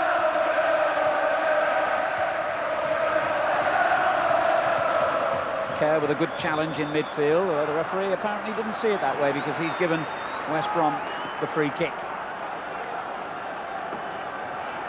Port Vale, well, they're the other way around. They'll push 4 forward here, Port Vale, into a little group on the edge of the penalty area. They'll all spin away when the kick finally comes in, which it did, and Swan is the one who wins the header, and that wasn't too far wide. A well-practiced, well-rehearsed free-kick routine. All set pieces are geared to the service in, and this is excellent service in. There's Swanee just getting it over the top. He's gone in, he's let his defender in, but he just needs to keep his header on target. Well-rehearsed, as you said, and a good effort. Pretty unusual for West Bromwich Albion to find themselves with a 0-0 half-time scoreline, by the way. Only Newcastle United score more goals than them in the season just finished in the whole of the Football League. West Brom got 88 goals in their 46 league games and conceded over 50. So I don't think we can expect it to remain at 0-0 somehow.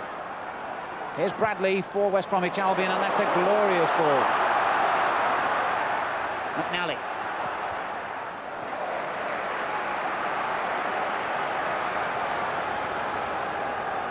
Glover's clearance means Albion have the throw. Good work by Donovan. And a dangerous cross by Taylor on the far post. And was that handball by Aspin? Taylor was claiming it was, and so were about 40,000 supporters. But the referee has said play on. I think the initial suspicion there was perhaps that Taylor might have been offside. Anyway, we might be able to come back to that. But the action continues with McNally for West Brom. He's done well here. He's done really well, but so too has Kerr in tracking back and intercepting. A lively start to the second half. But Aspin's ball goes out of play. Throw in. Yes, that was a lively start. I just had my doubts about that. I just thought perhaps that was a handball. Here it comes again. We look at it. There it is, the hands up in the air, definitely. And Taylor's no hesitation in appealing for it. And there was certainly no question of an offside, if that's what Vale initially felt.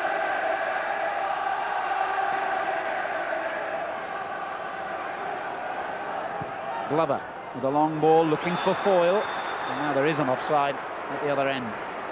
Martin Foyle. I've got to agree with Greavesy for once here. You'd love to see this game finish in 90 minutes with one side, the better side if possible on the day, winning the match outright. To go to extra time or to go to penalties, I wouldn't like to see that.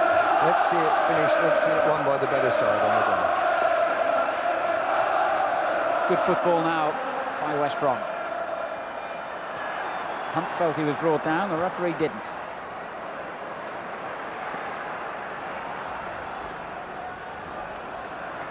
Paul Raven will leave it to his captain, Darren Bradley.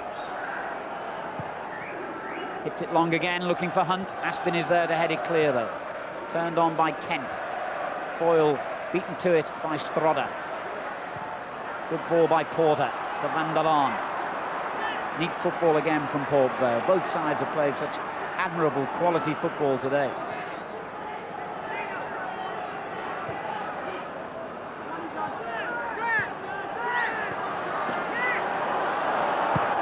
Glover down the line for Slaven. Reed right behind him, but he finds a way out with Van der Laan, and then Reed fouled Bernie Slaven as the ball was played away. Spotted by Mr. Milford.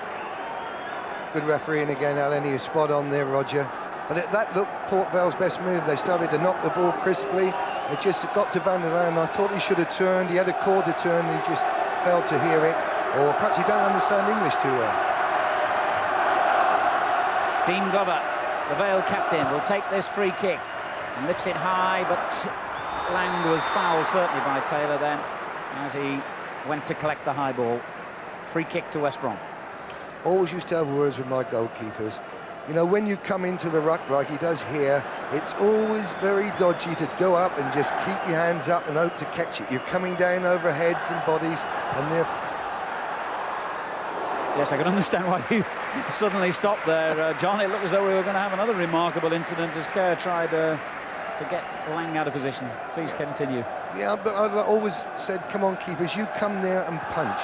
Get the ball away and you'll be happy. It'll clear the lines and we'll all understand what's going to happen. But when you try and catch, sometimes you can be knocked and the ball will just go out of your hands and a silly goal's given away.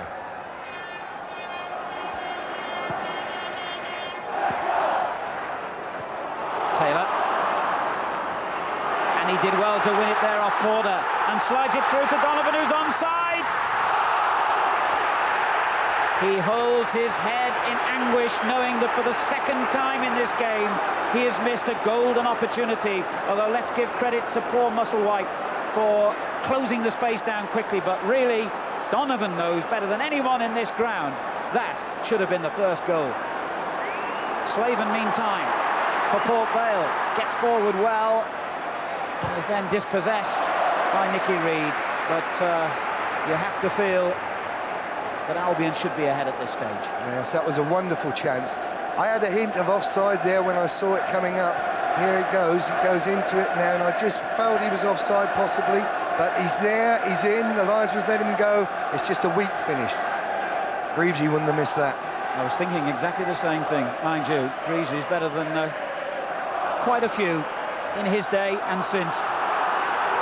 The best. Albion pick up the pace again. Bradley. Donovan beaten to it this time by Aspin. We've just been given the official attendance, incidentally, at Wembley. 53,471. A marvellous crowd and a marvellous atmosphere as the goalkeeper again miskicks his attempted clearance. Well, he's twice got away with it, Musselwhite. I don't know if he'll be lucky on the third time if there is one. You better be careful on that one. Here's Bernie Slaven. The game's really opened up at the start of the second half here. Vandelaan now. It's always a good football match. Now we've got a bit of excitement and goal-mouth action as well. Kent for Port Vale. Taylor out on the right. In it goes first time, but too deep, was it? Well, it gave a problem anyway to Tony Lang, who decided that discretion was a lot better than valour. Corner. Now, Ian Taylor should have done better here. He should bend a little ball, just dink it in behind the defence. He's gone for the long back post ball. Bad service in. Your forwards are all waiting for it to be pulled back, and he's gone in to just where the keeper would say, thank you very much, over the bar you go. Corner kick to Port Vale. Taylor getting up well, and the header directed wide. 19 goals in Taylor, including the winner when the sides met at the Hawthorns in October. Top scorer in his first season in league football. What a remarkable achievement. I'm a man who likes a bit of a flutter, I think, as most people know. At the moment, I wouldn't know who to put my money on. It's a cracking game to watch. It's end-to-end, and both sides have got the ability to break down defences. It's just who's going to do it. As Greavesy said at half-time, whoever gets the goal you seem to think will win the match. I wouldn't like to say that. I would say whoever gets a goal may just stir the others into a bit more action. There's Ozzy having a chew of the old gum or a nut. Worrying look, isn't it? These poor managers get on their face. McNally for West Bromwich Albion. That's a dangerous ball, but the offside flag has gone up. They've got to come back for a free kick. You know, we were seeing the England match last night, and the quality of service here today on set pieces has been excellent. You know, the ball's being delivered from set pieces has been spot on and good weight to them, whereas I was disappointed last night in England's servicing.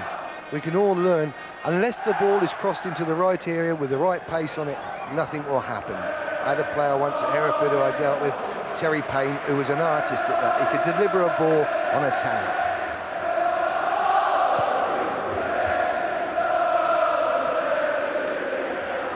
Taylor. A little header down by Kent. Aspin plays it on. It's a difficult one for Strodder, and he did the right thing. What a good sound game he's had as replacement for the injured Burgess.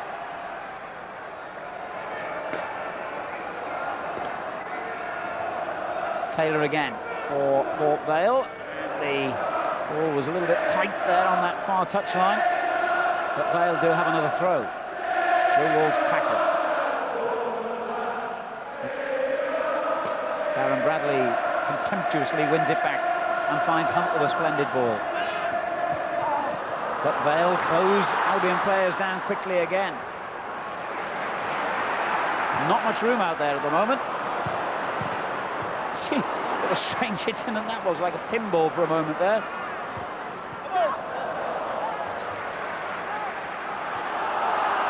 No let up rather in the pace. Donovan dispossessed by Van der Laan, but determined enough to win it back and get fouled by the Dutchman. No problem. He doesn't really look like a continental in his approach to it. He can tackle, he gets his foot in, but he's also got the skill whereby he kills the ball stone dead with his first touch. Bradley. Reed. And you could tell straight away that Hamilton was under pressure there, but he's breathing a sigh of relief now because he's got the free kick out of it. A bit harsh there, I felt. Yeah, you know, there was just a player losing his footing on the turf. Good layoff from Hunt, back to Hamilton again. Now Bradley. Lilwall has got forward left edge of the area, and he's the target here. It's a good run because it's produced a corner. Kevin Kent had to head it behind.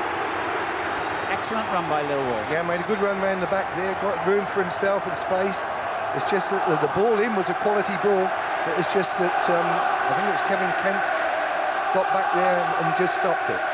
Yes, it was Kent. And he's got some more defending to do now.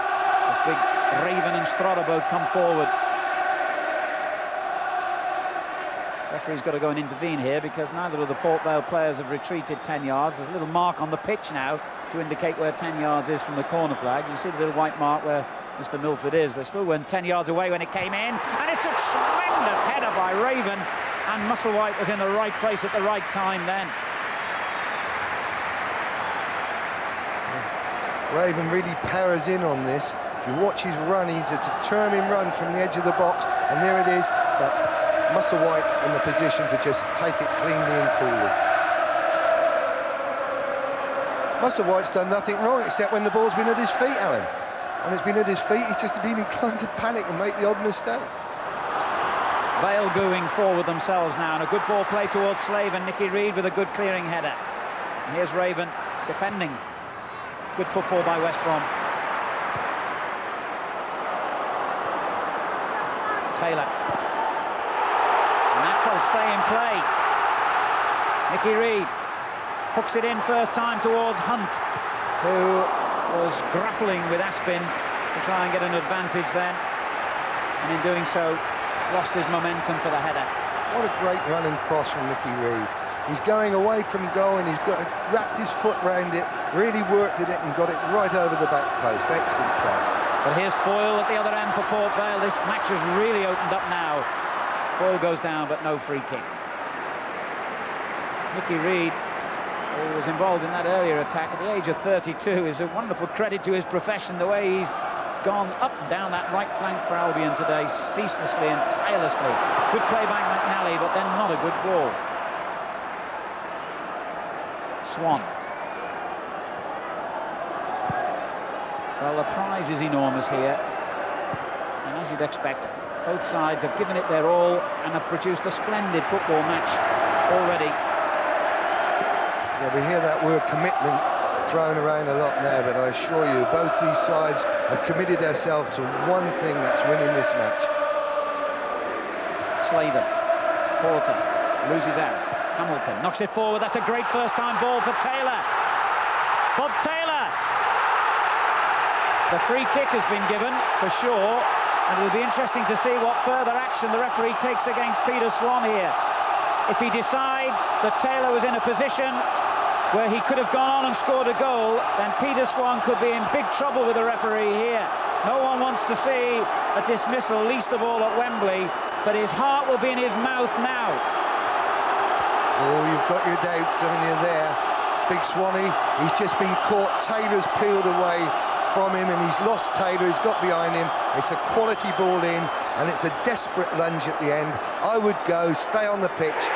No. He's off. He's off. And Peter Swan, sadly, has the long walk back down the Wembley tunnel. One of very few players in the history of the game to be dismissed at the world's most famous stadium. And I think the moment he brought down Taylor, he must have almost realised what his fate was to be. The laws are quite clear on that, and I think there are few referees more forgiving than Roger Milford, but I think the law trapped Roger Milford into the decision. He had to take it. Yeah, you just look at it there, and the all started with all came with such a brilliant turn from Taylor where he lost one, and here it goes in. It's a desperate lunge. Did he try and play the ball? Is it that bad? The referee's in a better position than I. But I would have said Swanee's tried. No, it's fair enough. Good decision. Haven't seen it from that angle. Good decision. He was clear, he was going for it. Mistake made. Vale are down to 10 men crucially here. But Donovan has totally wasted the free kick. However, the big question now is how Port Vale are going to reorganise. They play a system basically where they have 3 centre-backs and 2 full-backs that push forward a lot down the flanks. Now they've got to change things around. They've lost a centre-back and a crucial player at that in Peter Swan, and they're going to have to rejig things around. Well, I'd be inclined now to go with 3 at the back. You've got to go man for man and say, right, they're going to keep a spare man at the back, but I'd go with 3 at the back and push the men forward. You've got to take a chance now. You could tell the players themselves weren't sure what was happening there as they gesticulated to the bench. And John Rudge. Now, can Albion take advantage of their numerical superiority here? Hamilton, they've got a lot of players forward certainly here, and they've got a corner. We had one man on the park who didn't want to have to make a decision, plus myself, would be Roger today. He didn't want that to happen. But having seen it from the side, you just get a feeling that Swanee was a shade unfortunate, but he had to walk. Now, Glover's gone down injured here, and I don't want to be mischievous. I just wonder whether this is a diplomatic injury, because the physio will come on and no doubt issue the orders from John Rudge and his assistant manager, Bobby Downs, who had exactly how they should change things round. Alan, I can see Peter Billings stripping off as a central defender, so there may be a change going on. They may be bringing on another central defender. Yes, that's a good spot, and John Rudge has maybe decided he's going to have to lose a player from another position in order to retain his defensive formation. Peter Billing, who only signed full-time for the club yesterday, he's been on loan from Coventry City, is about to come on. But meantime, the corner is driven in, and Raven touched it away. Bradley plays it straight back in again. Goal kick. Now they'll be able to bring Billing on.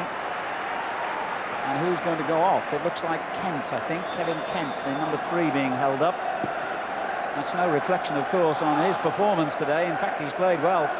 It's merely a reflection of the need for a tactical change. Yes, that's all it is. You know, Kevin Kent has done his job well. It's just the tactical change, as you say.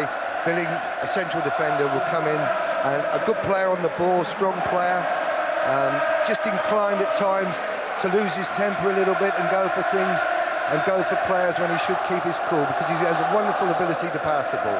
I think you signed him for Coventry from Crewe, didn't you? Yes, yeah. Not a bad buy for once. This is a critical period now for Port Vale, this next 10 minutes or so, when Albion are bound to throw everything at them. Van der Laan, Slaven's layoff, Kerr. They're going to have to work twice as hard now, these Vale players. And they've been caught offside, both Slaven and Foyle. I assure you, after watching them play up to now, they've got that character in the side where they won't go down easy, Port Vale. They'll fight to the last drop of blood in their bodies. They have got that in the side, you can see that.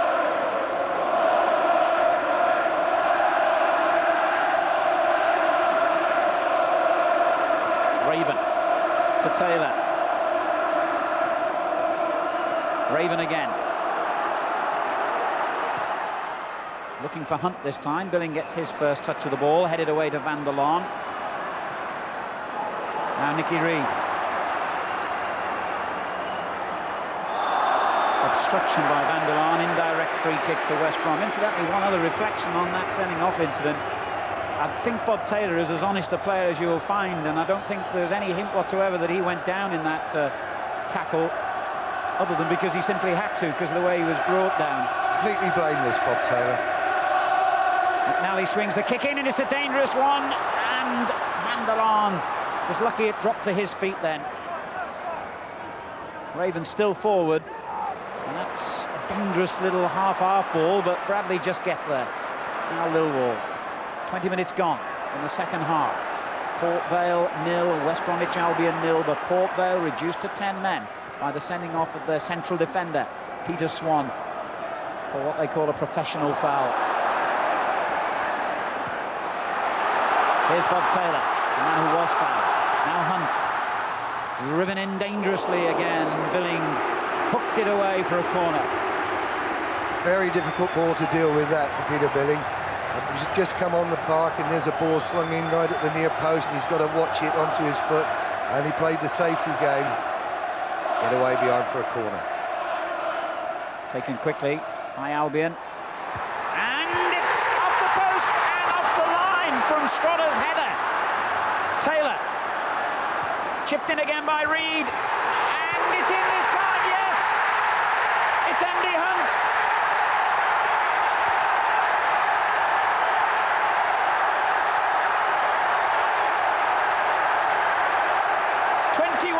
Gone in the second half. Albion in front. You cannot believe that header's not gone in. The first header from Strotter. There's a good touch here. Just moves it to the side, clips it in, and there's the header directed into the only place the poor keeper got no chance of getting that. But it's a great header. Two great headers, really. Strotter was so unlucky that the ball hit the post.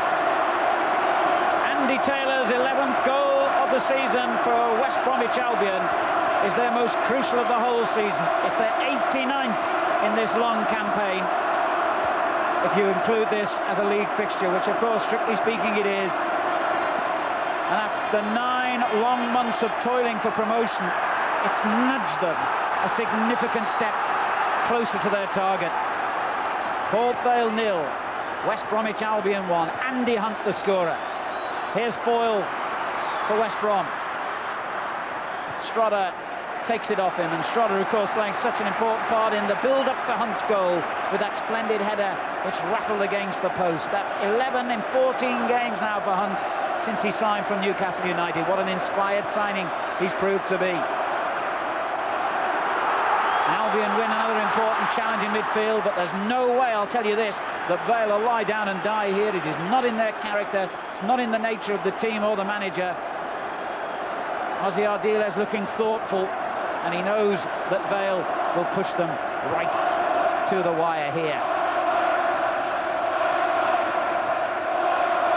But I was saying it was an important 10 minutes for Vale to survive just after they'd had a player sent off, and they didn't survive it. They conceded a goal. It's going to be doubly hard for them now. Well played, Billing. Glover. Headed away by Raven, who was fouled by Porter. Yeah, it's important that West Brom just keep their cool, keep the ball moving, don't be silly there, because they've got that all-important goal. But there, for Vale, I would say, come on, keep battling away. You never know in this game. You're down to 10 men, but I've seen 10 men come back many a times and get the result that they've been looking for. Game's not over by a long chalk. A long way to go yet in this match. Bob Taylor winning a header just ahead of Hunt, the goal scorer, who still strives to get there ahead of goalkeeper Musselwhite. Well, Andy Hunt was signed when David Speedy and Luther Blissett had had loan spells, and Simon Garner had so many injuries, and he has proved to be the final piece in the jigsaw, perhaps. Foyle gets there ahead of Bradley. Now Porter. Foyle. Driven in hard, but straight into the hands of Lang. Reed. Taylor. Great play by Taylor. They're looking good now, Albion. McNally. Donovan. Well played, Ian Taylor. Really got back well then. And again, Musselwhite didn't make the best of the clearance. It's McNally to Donovan. Reed.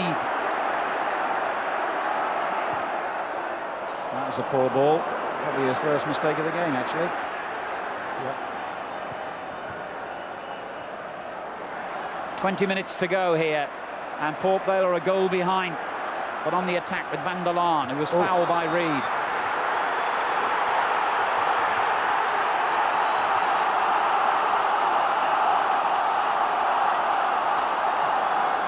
Now Mickey Reed will be in trouble here, but I'm sure it'll only be a yellow card, not the red that the Vale fans are screaming for. Incidentally, Peter Swan, when he disappeared down the tunnel, told our reporter that he felt he'd made a genuine attempt to win that ball and is obviously deeply upset at Mr. Milford's decision.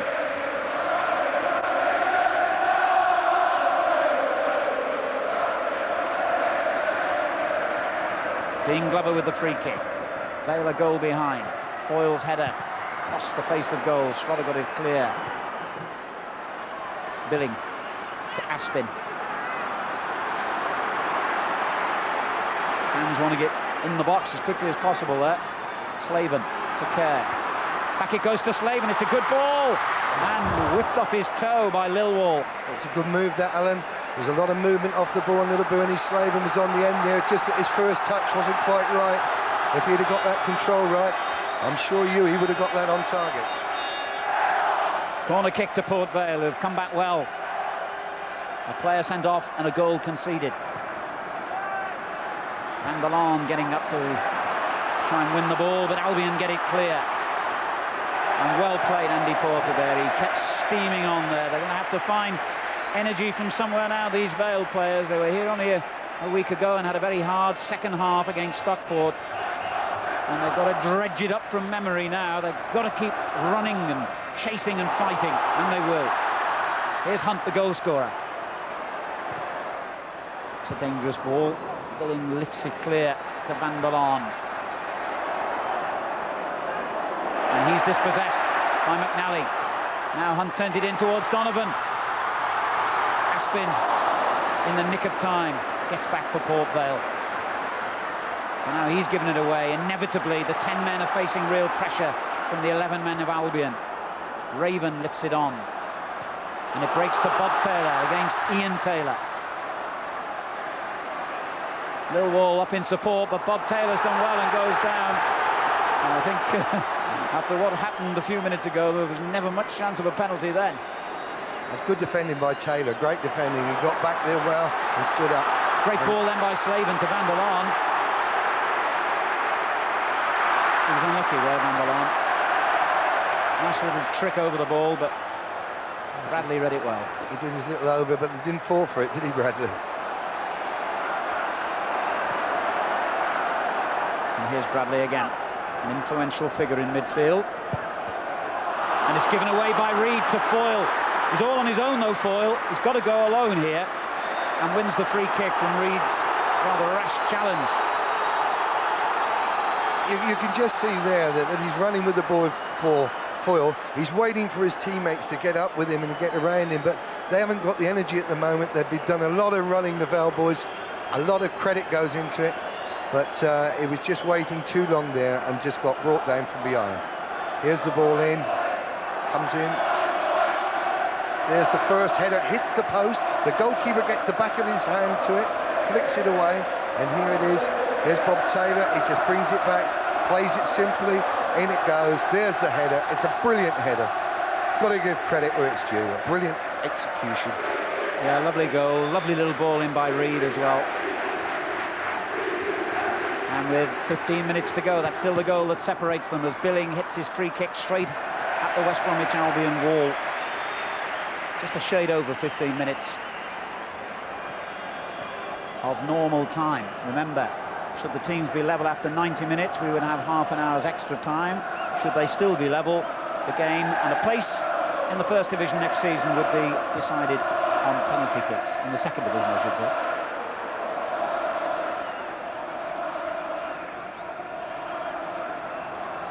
Here's Billing. Sorry. Oh, it's a terrible mistake, and Taylor could really punish them here and still could. Well, they got themselves in an almighty spot of confusion there. They really did. You can't believe that. There was no need for this at all. Peter Billing plays a sloppy ball there, and I thought Bob Taylor should have really just said, get in there, you beauty. But the goalkeeper again spread himself. Good save. This is a first division place they're playing for. I'm getting mixed up with my divisions. The day they changed it because of the Premier League, I think we all got confused. They are, of course, playing for a place in the first division of the Football League, and it's West Bromwich Albion who hold the vital lead at the moment as Taylor is dispossessed by Billing.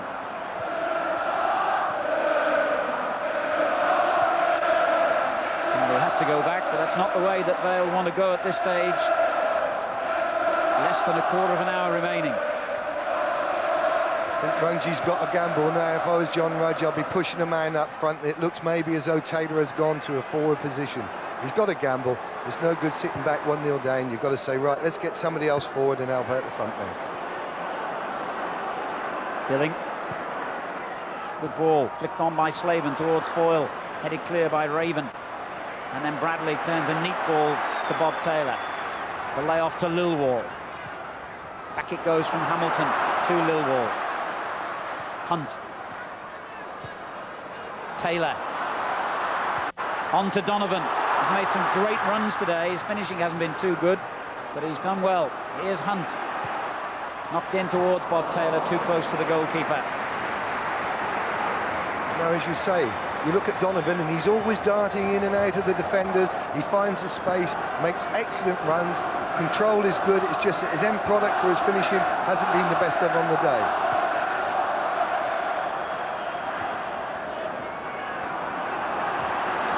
Here's Kerr. Forward to Slaven, but Bradley gets in there first. Nicky Reed took a risk then and got away with it with a lovely little header to McNally. Bob Taylor. McNally again had a much better second half and a good ball to Taylor.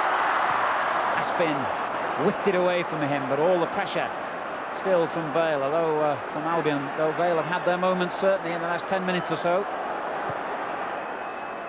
Aspin did well again. Slaven. Taylor. And Billing. Glover. Van der Laan. 13 minutes remaining. Port Vale 0, West Bromwich Albion 1. Porter. Foyle. Is that a foul? It is. And that's a very dangerous position. Yeah, full credit to Port Vale there. They've played the ball about, they've been patient, they're knocking it about accurately, they're looking up, they're waiting for support, and it's happening. A lot of movement off the ball. Well played, Port Vale. And they've certainly got a very strong position here from this free kick. Literally in the arc on the edge of the penalty area, so they're going to have to go back beyond the penalty spot and more.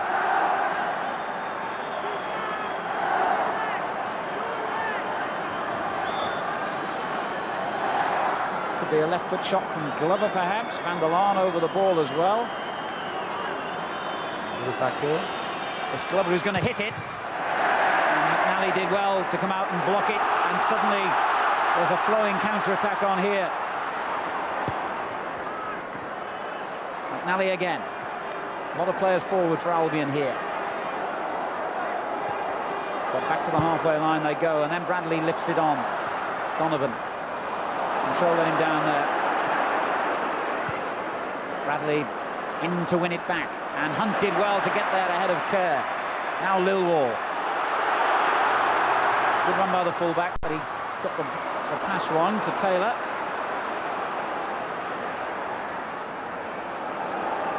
Van der Laan in possession. A hint from the Port Vale bench that they're about to make another substitution. Nicky Cross, the striker, is their other sub. Here's Kerr, forward to Slaven. And not clear, and Taylor suddenly springs into the gap. And Musselwhite did well that time. Now Van der Laan. dispossessed. But Glover on hand to win it back and find Aspin. Van der Laan again, that's a good ball.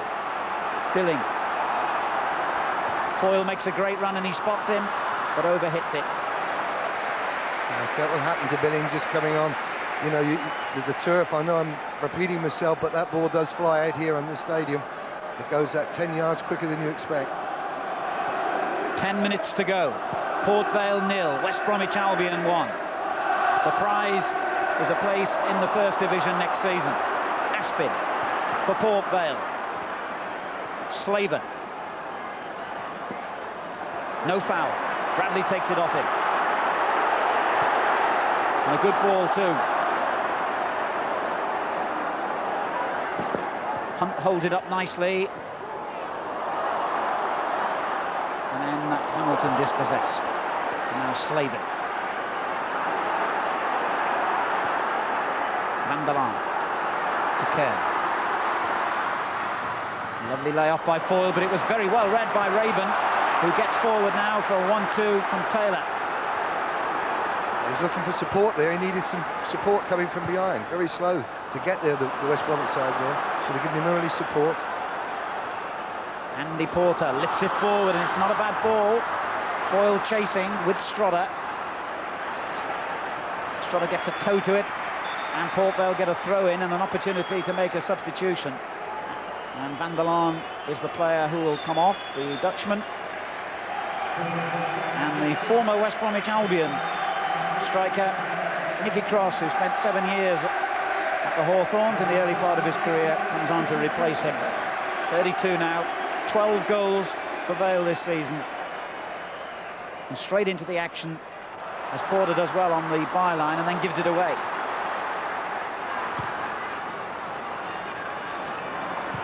Hunt. And it breaks suddenly from Donovan.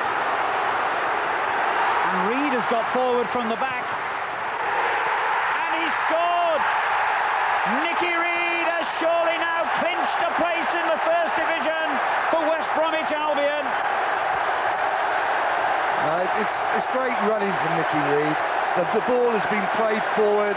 Vale were on the attack. Suddenly it breaks. Donovan goes down, he looks up, he plays a little ball with the outside of the right foot. Reid gets a good first touch, keeper dives out at him, and he just keeps his cool and places it in the corner of the net.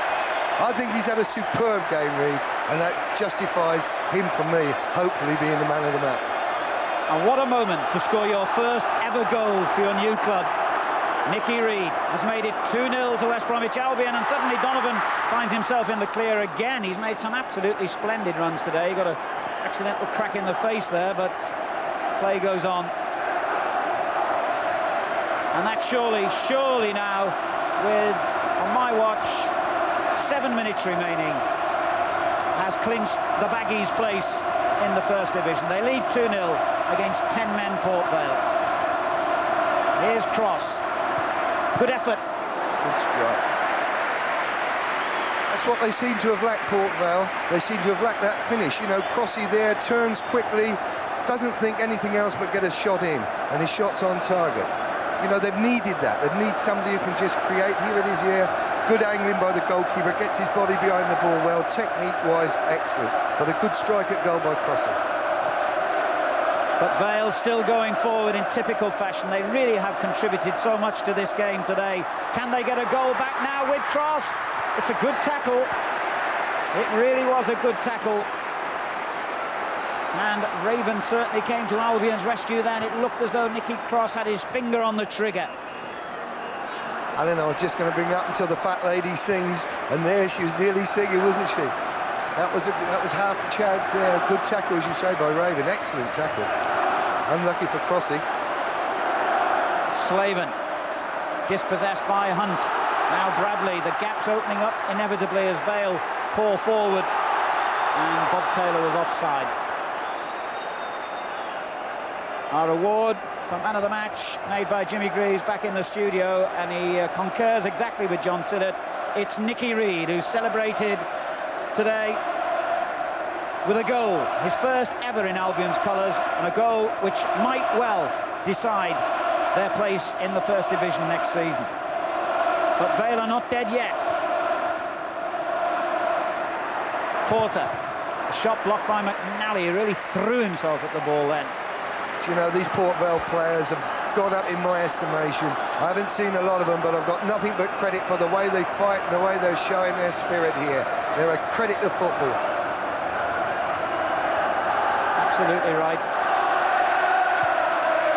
If only you could wave a magic wand and promote Port Vale and West Bromwich Albion, justice would be done. In fairness to Bolton, of course, they had a marvellous end to the season. Stoke City have always looked championship material all season long, but Vale have played some lovely football, and under John Rudge one can only heap praise on the attitude to the game and the way they played today. Really, I think the turning point, the absolutely critical moment of the game was Swan sending off. Good play. Aspin going forward. Now it breaks to Foyle, and that was a good shot along the ground, and Lang did well to get down and keep it out. There was a hint of Slaven there. He's a little sniffer. He followed that up. If that keeper hadn't kept hold of it there, it would have been in the back of the net. He follows up tremendously well. I love seeing that when strikers follow in. You watch him. Here he is. He was on his way in. Any mistake and he would have pounced. 4 minutes of normal time remaining. Port Vale 0. West Bromwich Albion 2.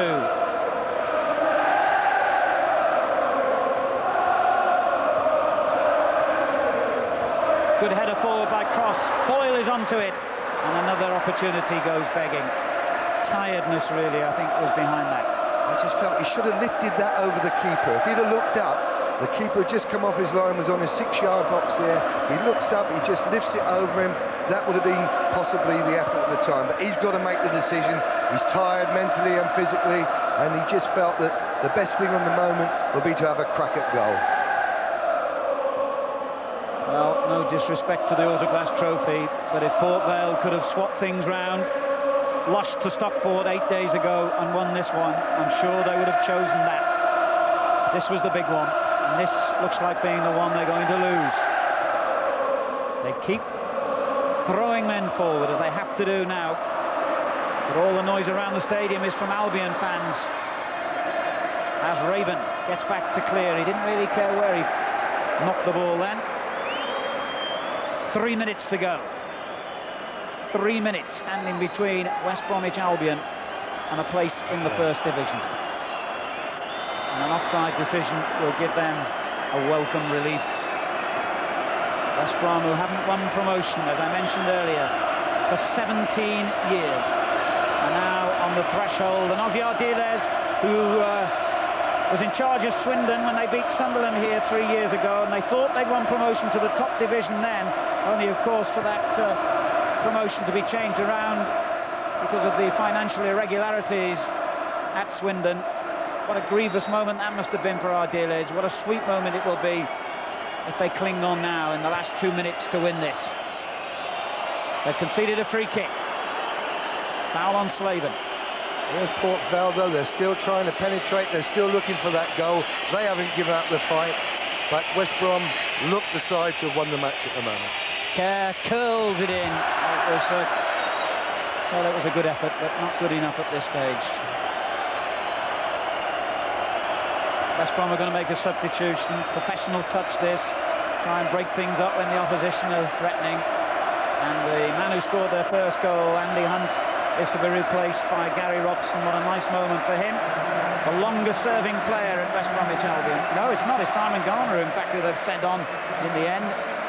So they were holding up the Gary Robson number, but it's Garner who comes on.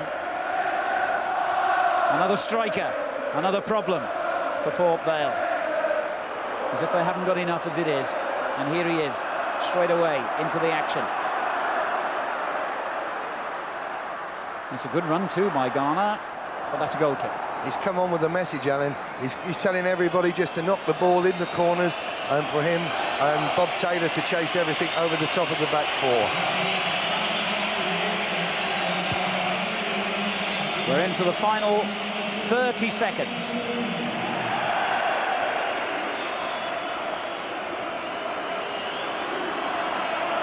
Here's Dean Glover. One final throw of the dice, perhaps, for Port Vale. There'll be a couple of minutes, I would think, of stoppage time to add, no more. And surely the gap is too large now. I'd like to see Port Vale get a goal. They've deserved that.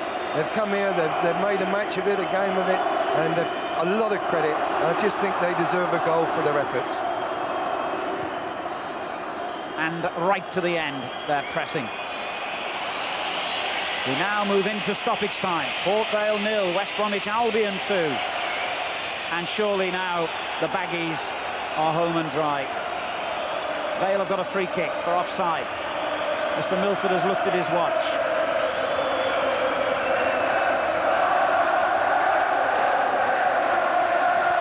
Glover hits the free kick forward to Foyle. No problem for Tony Lang in the Albion goal. He's just got to do something sensible now. Foyle and his teammates have surely had their final throw of that dice. Bob Taylor with a good header. What a good, sensible thing that was to do to the brilliant Nicky Reed. It's a decent cross too, and Taylor turns it straight against Aspin and still comes out with the ball. And in the end, the man who has missed the chances earlier on has converted the one that comes in injury time. Kevin Donovan has given Albion a certain place in the first division. 3-0. Here's our man of the match, Reedy. He knocks a great ball in, just gets a touch. Bob Taylor on the deck there with Aspin, and the ball just breaks. If you watch it, it comes very kindly, and in you go. I won't miss that one. And that will make his day, because he's missed a couple of chances, Donovan, but his work and his running off the ball, been very unselfish, and he deserves that finish. Absolutely, couldn't agree more. I felt sorry for him missing those chances early on. I suppose you shouldn't feel sorry for players. That's what they're there to do, of course, but he would have looked back on those misses forever with regret. Now he's got a goal to tell his grandkids about instead. Kevin Donovan, his 12th of the season, West Brom's 3rd of this playoff final, and the icing is on the cake for the Baggies. It's all over. West Bromwich Albion are in the first division.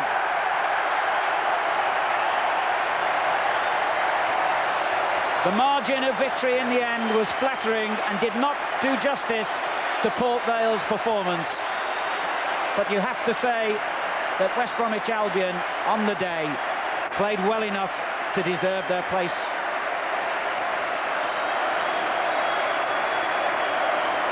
John Sinnott. Wonderful advert for football, wasn't it? To be here was a pleasure and an honour. To be in this wonderful stadium and see two sides come out and play that type of football, both attacking, both trying to get the result at the end of the day. It's gone Albion's way. They played some great football, great movement off the ball, and possibly deserved it. But having said that, I do feel for Port Vale. Ronnie Allen there, one of the great West Bromwich Albion heroes of days gone by. And we're going to hear the views now of Keith Birkinshaw. Well, an amazing day for you in the end. Yes, I didn't think that we played particularly well, actually, on the day. And I'm certain that the man going off and the Port Vale only having 10 men swayed it in our favour.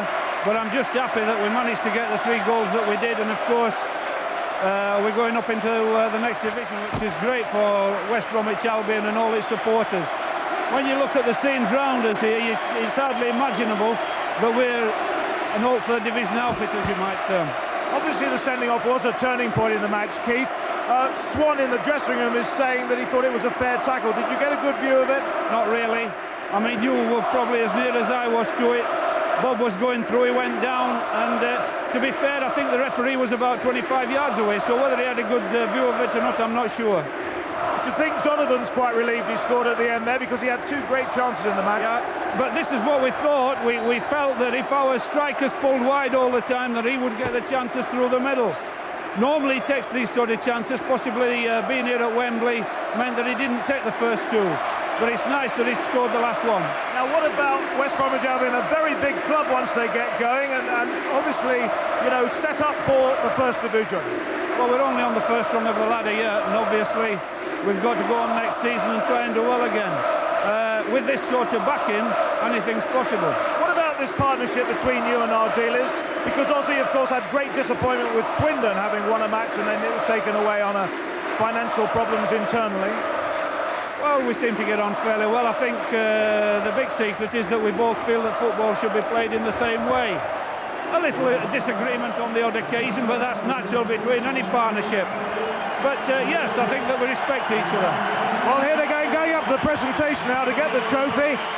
Tremendous result for West Bromwich Albion. The win in the end didn't spoil it for them. No, it's been tremendous. Well done. Well, this is the moment they've been dreaming of all season. And Darren Bradley, 7 years at the Hawthorns since joining them from Aston Villa, is the man who will receive the special trophy that goes to the winners of this playoff final. 40,000 Baggies fans celebrate. The trophy is important, the place in the First Division far more so. Bob Taylor, Donovan, who, as we said, was so relieved to get that third goal. McNally handing it on to Strodder, who had a heroic game. Lilwall, a non-league player just a couple of years ago, sharing a moment of delight as well. And there is Gary Robson, Brian Robson's brother, Albion's longest-serving player, joining in the celebrations as the unused substitute. So West Bromwich Albion join what for the Midlands area is a really remarkable lineup of clubs next season in the First Division. Nottingham Forest, Notts County, Derby, Wolves, Birmingham, Oxford, either Leicester or Swindon. And now West Brom are up there with them. And it's going to be a tremendous First Division for the Midlands next season. And of course, Central Television will be bringing you live coverage of it, as we have done throughout this season. John, West Brom obviously are a big, big club, and although you have to feel desperately sorry for Port Vale on the day, West Brom have done enough to earn their place. And I'll just interrupt there before you come in, because Gary is now with our man of the match, Nicky Reed. Well, congratulations. Before we talk about the goals, I suppose the most important thing, of course, is that you're now promoted. Well, I'm thrilled to have won the match. I've been here 4 times before, lost every time. Won today, feels brilliant. Yeah, I think you marked Ozzy Ardiles when you played for Manchester City. They said I marked Ozzy Ardiles, I didn't really, but we lost anyway. It's a great feeling to win at Wembley. Fabulous. Now, for you, it must be a terrific relief, Kevin, because you had 2 great chances that you missed, and you must have wondered what was going to happen. Yeah, I had 3 or 4 good chances early on. Well, it was just going to be one of them days where it didn't go in, but last 2 minutes it went in. OK, well, you've been promoted. Well done, gentlemen. Thanks very much. Well, I think if you're a football fan, no matter who you support, you can't help having a lump in your throat and a feeling of terrible sympathy for these players now. There had to be a loser today. They've been playing for 9 months, from August right the way through to May, through all kinds of weather conditions, on all kinds of pitches, through all kinds of run-of-the-ball decisions and good referees and bad. And it all came down to 90 minutes today, and their season, it hasn't exactly ended in ruins. They had the Autoglass Trophy. They have the admiration of a large part of the football nation for the way they've performed. But you try telling that to these players now. There is no consolation at all. Well, John Rudge has picked them up before. I can assure you he will do it again.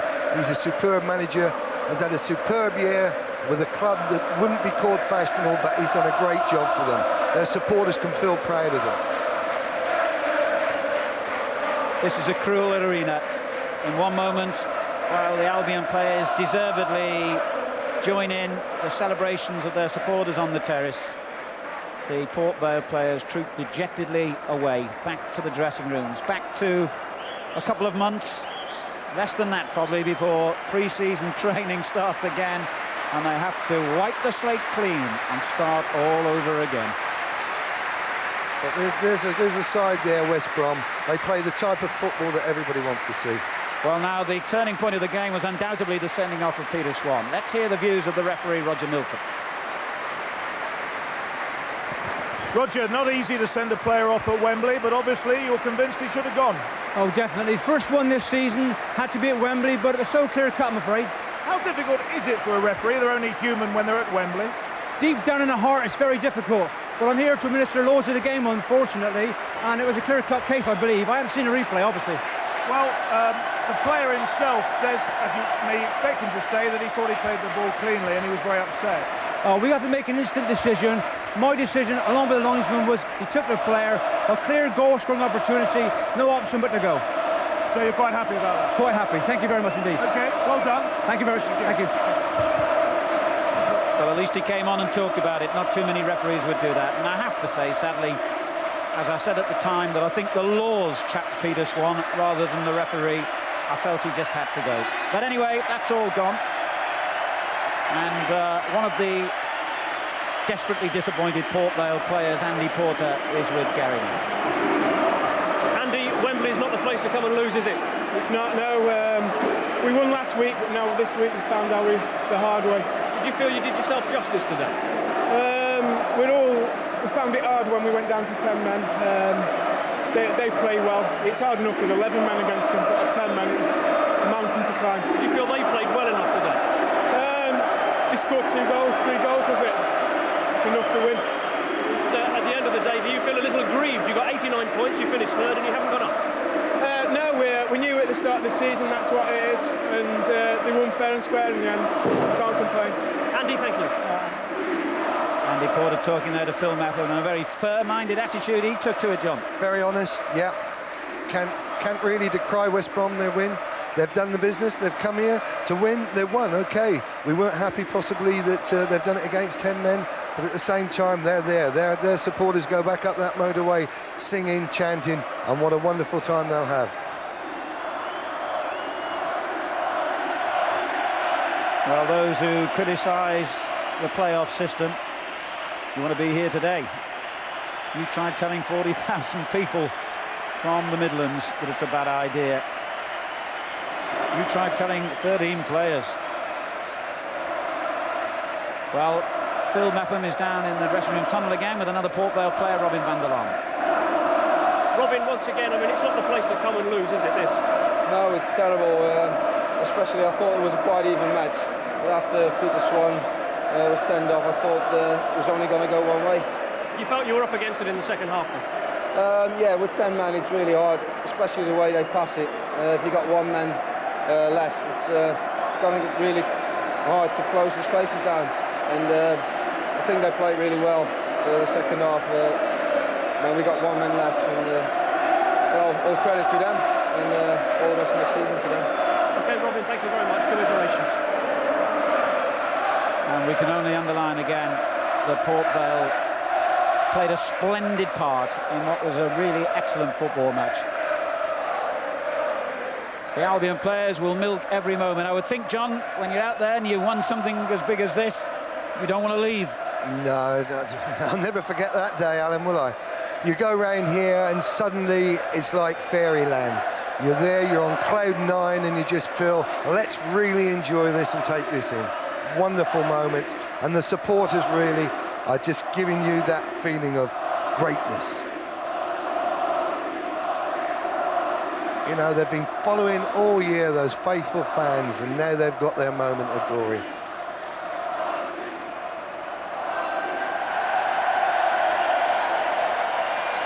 The captain leads the celebrations, and no one wants to leave the field.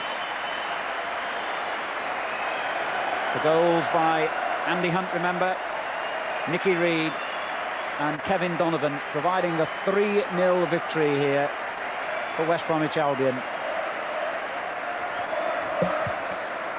Well, the chairman of West Bromwich Albion, Trevor Summers, is down on pitch side now with Gary Newby. Trevor, obviously a vital result for you. Has it sunk in yet? Gary, I tell you what, it's going to take a few days to sink in. I'm going on holiday on Wednesday, but dear me, I'm so hyped up. I mean, just look at this lad here. That's the sinking in. It's tremendous. So you do get big gates at home. So what does this all mean, Albion being in the first division? Well, to you and I, now it means 11 local derbies, I do believe. So, yeah, well, it's fantastic. And it's about time we were there. You know, this league we've been playing is a tough league, and it's been hard to get out, but we're out. What about the Ardelis-Birkenshaw Act? You're going to keep that together and keep it going? Certainly. There's no reason to think that we can't make Ozzy and Keith managerial pair at West Brom for a long while. I've been looking for stability, and this is what we've got to have. And these are the 2 guys that are going to take us into the Super League. OK, well done. Thanks very much, Gary. Thank you. Well, West Bromwich Albion are a big club, and now they're on a big stage. It's been a marvellous stage for them here this afternoon. Once again, commiserations to Port Vale. There has to be a loser and there has to be a winner. Albion, the very emphatic winners in the end by 3-0 from John Sillard and myself. Back to Bob in the studio. Thanks very much, Alan. Well, we thought that if one went in, it might open the floodgates, and it did. It did indeed, actually. We all know the reason why that the floodgates opened. It was undoubtedly the Peter Swan sending off. But to be fair, Albion capitalised on it. We'll talk about that incident and lots more after the break.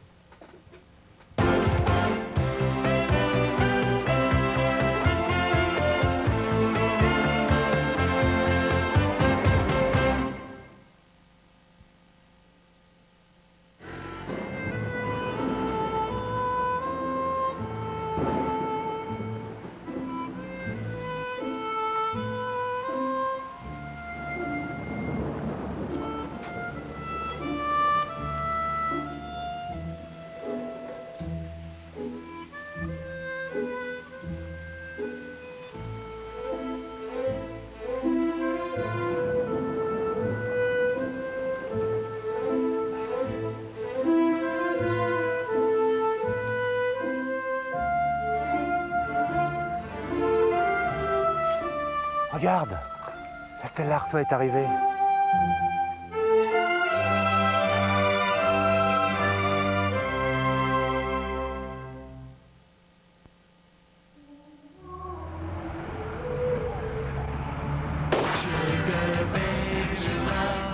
You've probably never seen the Rubettes live, have you, Wallace? No, sir. What an echoing void your life must be. The game's afoot, Wallace.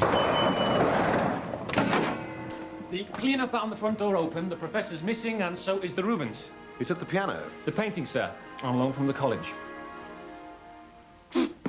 Well, you went to see our professor again? I think you will, sir. Last number he dialed was 081 203,000. Doesn't ring a bell, Wallace. He's asked for details about the new BT share offer. That was months ago, Wallace. The government kept some shares back, sir. You can register for information now. Let's move then. You can start by bringing in the accomplice. Sir? The cleaner, Wallace. Sir? The BT3 share offer. It could be worth investigating. Register for information on 081 203,000 or with a share shop.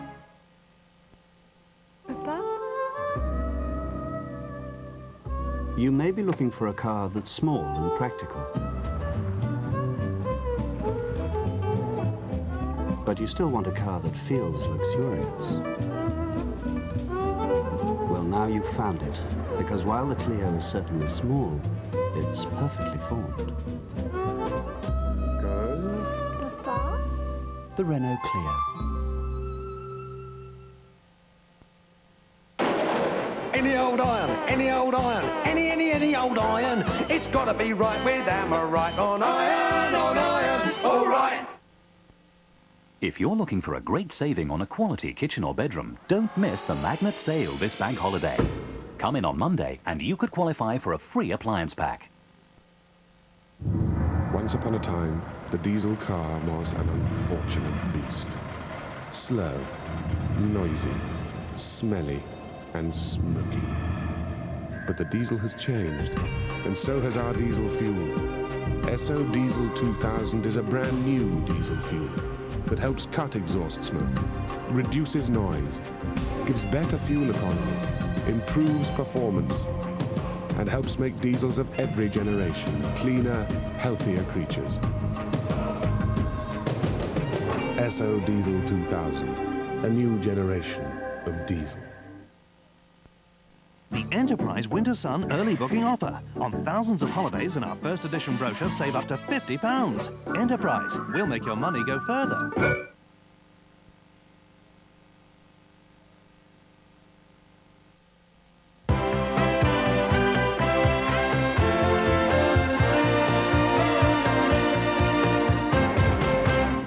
Port Vale 0, West Bromwich Albion 3. That's how it finished this afternoon at Wembley Stadium, a game we've just enjoyed watching. So it means that Port Vale are back in Division 2 and West Bromwich Albion are promoted to Division 1. They did it all in the second half. This is how. Taylor. And he did well to win it there off Porter and slides it through to Donovan, who's onside. He holds his head in anguish.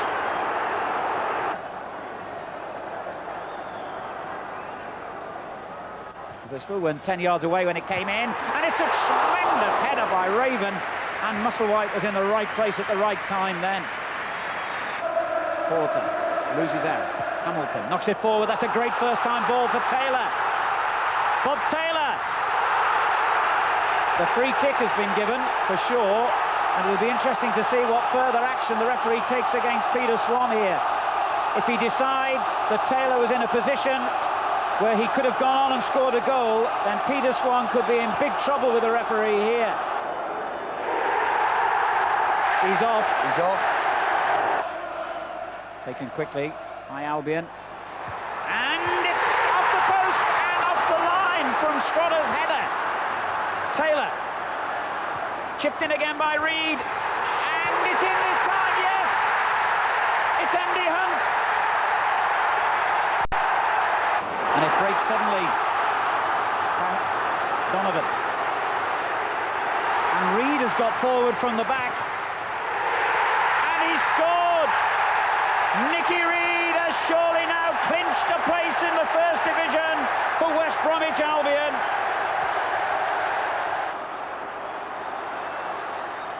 It's a decent cross too, and Taylor turns it straight against Aspin and still comes out with the ball. And in the end, the man who has missed the chances earlier on has converted the one that comes in injury time. Kevin Donovan.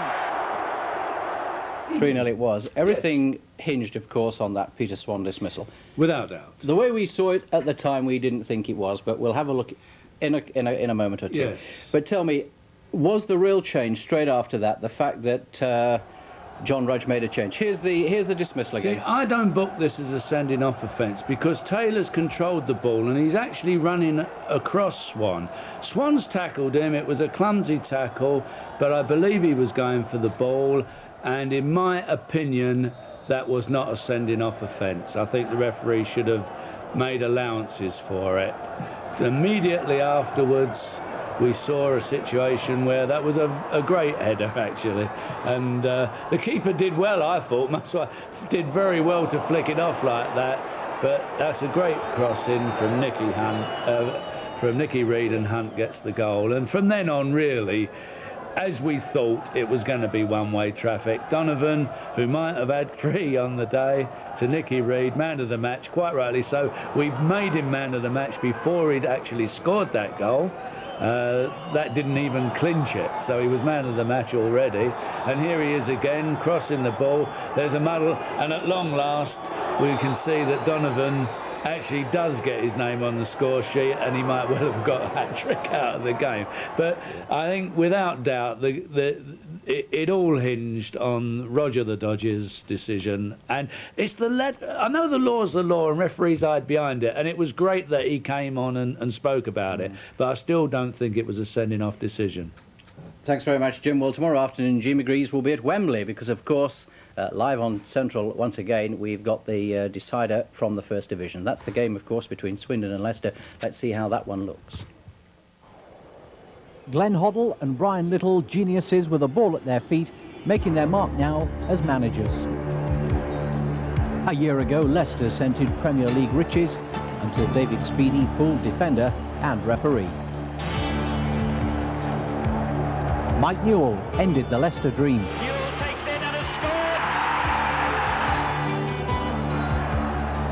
scored! In a season of centre-halves making centre-forwards, Steve Walsh has proved a bargain with a little help from a teenager. Thompson takes over. That's a good ball forward, and Joachim is onside! It's a goal! Leicester City have scored! Joachim takes the credit. Swindon thought they'd made it 3 years ago, but the celebrations under manager Ozzy Ardiles didn't last. An FA inquiry into earlier financial irregularities made sure of that.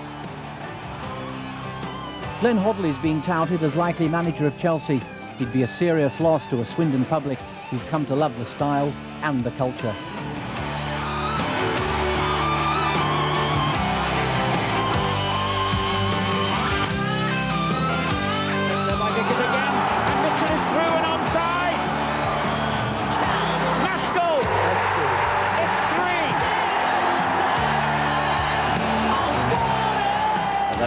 front of your televisions. 2 o'clock tomorrow, Division 1 playoff final, Leicester City and Swindon. Jimmy, Port Vale got 89 points. Yeah. They failed by only 1. They still haven't made it. Nope. Leicester were beaten 7-1 at Newcastle. They've only just made the playoffs. Yes. Now, what does that mean for tomorrow's game? And Portsmouth, of course, had lost by 1 goal and they're out of it. I don't know. I mean, it means that the playoffs never normally go to plan. And I don't know what the plan is tomorrow because Swindon, again, with Leicester, weren't anywhere near that third place. So it could be anybody's, Bob. I don't know. I think a lot depends on 2 people. How Hoddle plays for Swindon and how Oldfield plays for Leicester. Because I've watched Leicester this year. He battles well, Oldfield. And when he plays well, they play well. And the same really goes for Swindon. When Hoddle plays well, they play well. So they're the 2 key men a little bit. Walshy might upset Hoddle a little bit up front because, you know, you don't like a defender taking you on in that sort of... So it's a very finely balanced game. I think most people would go for Swindon, but I'm not so sure Can myself. I just quickly ask you, do you think it could be Hoddle's last appearance and that he might be going to Chelsea as manager? Well, we've heard all sorts of rumours, but you know Ken Bates as well as I do. In fact, I probably know Ken Bates better than you. I know him very well, and I would not know who is going to be manager at Chelsea. Let's have a look at the pictures back at Wembley Stadium. I gather we've got through to the dressing room, and I hope they've all got their towels or their shorts around them, because that is the picture. There is champagne. Well, it's orange juice, isn't it? But I bet there's some champagne in there as well, Jim, because this are the scenes from the West Bromwich Albion dressing room, and who can blame them? They've had a wonderful afternoon, and just in case you're a late joiners, in fact, West Bromwich Albion are in the First Division. They've beaten Port Vale 3-0. Those were good scenes. From Jimmy Greaves and from myself, we wish you a very good afternoon. Don't forget Leicester Swindon tomorrow. Bye-bye.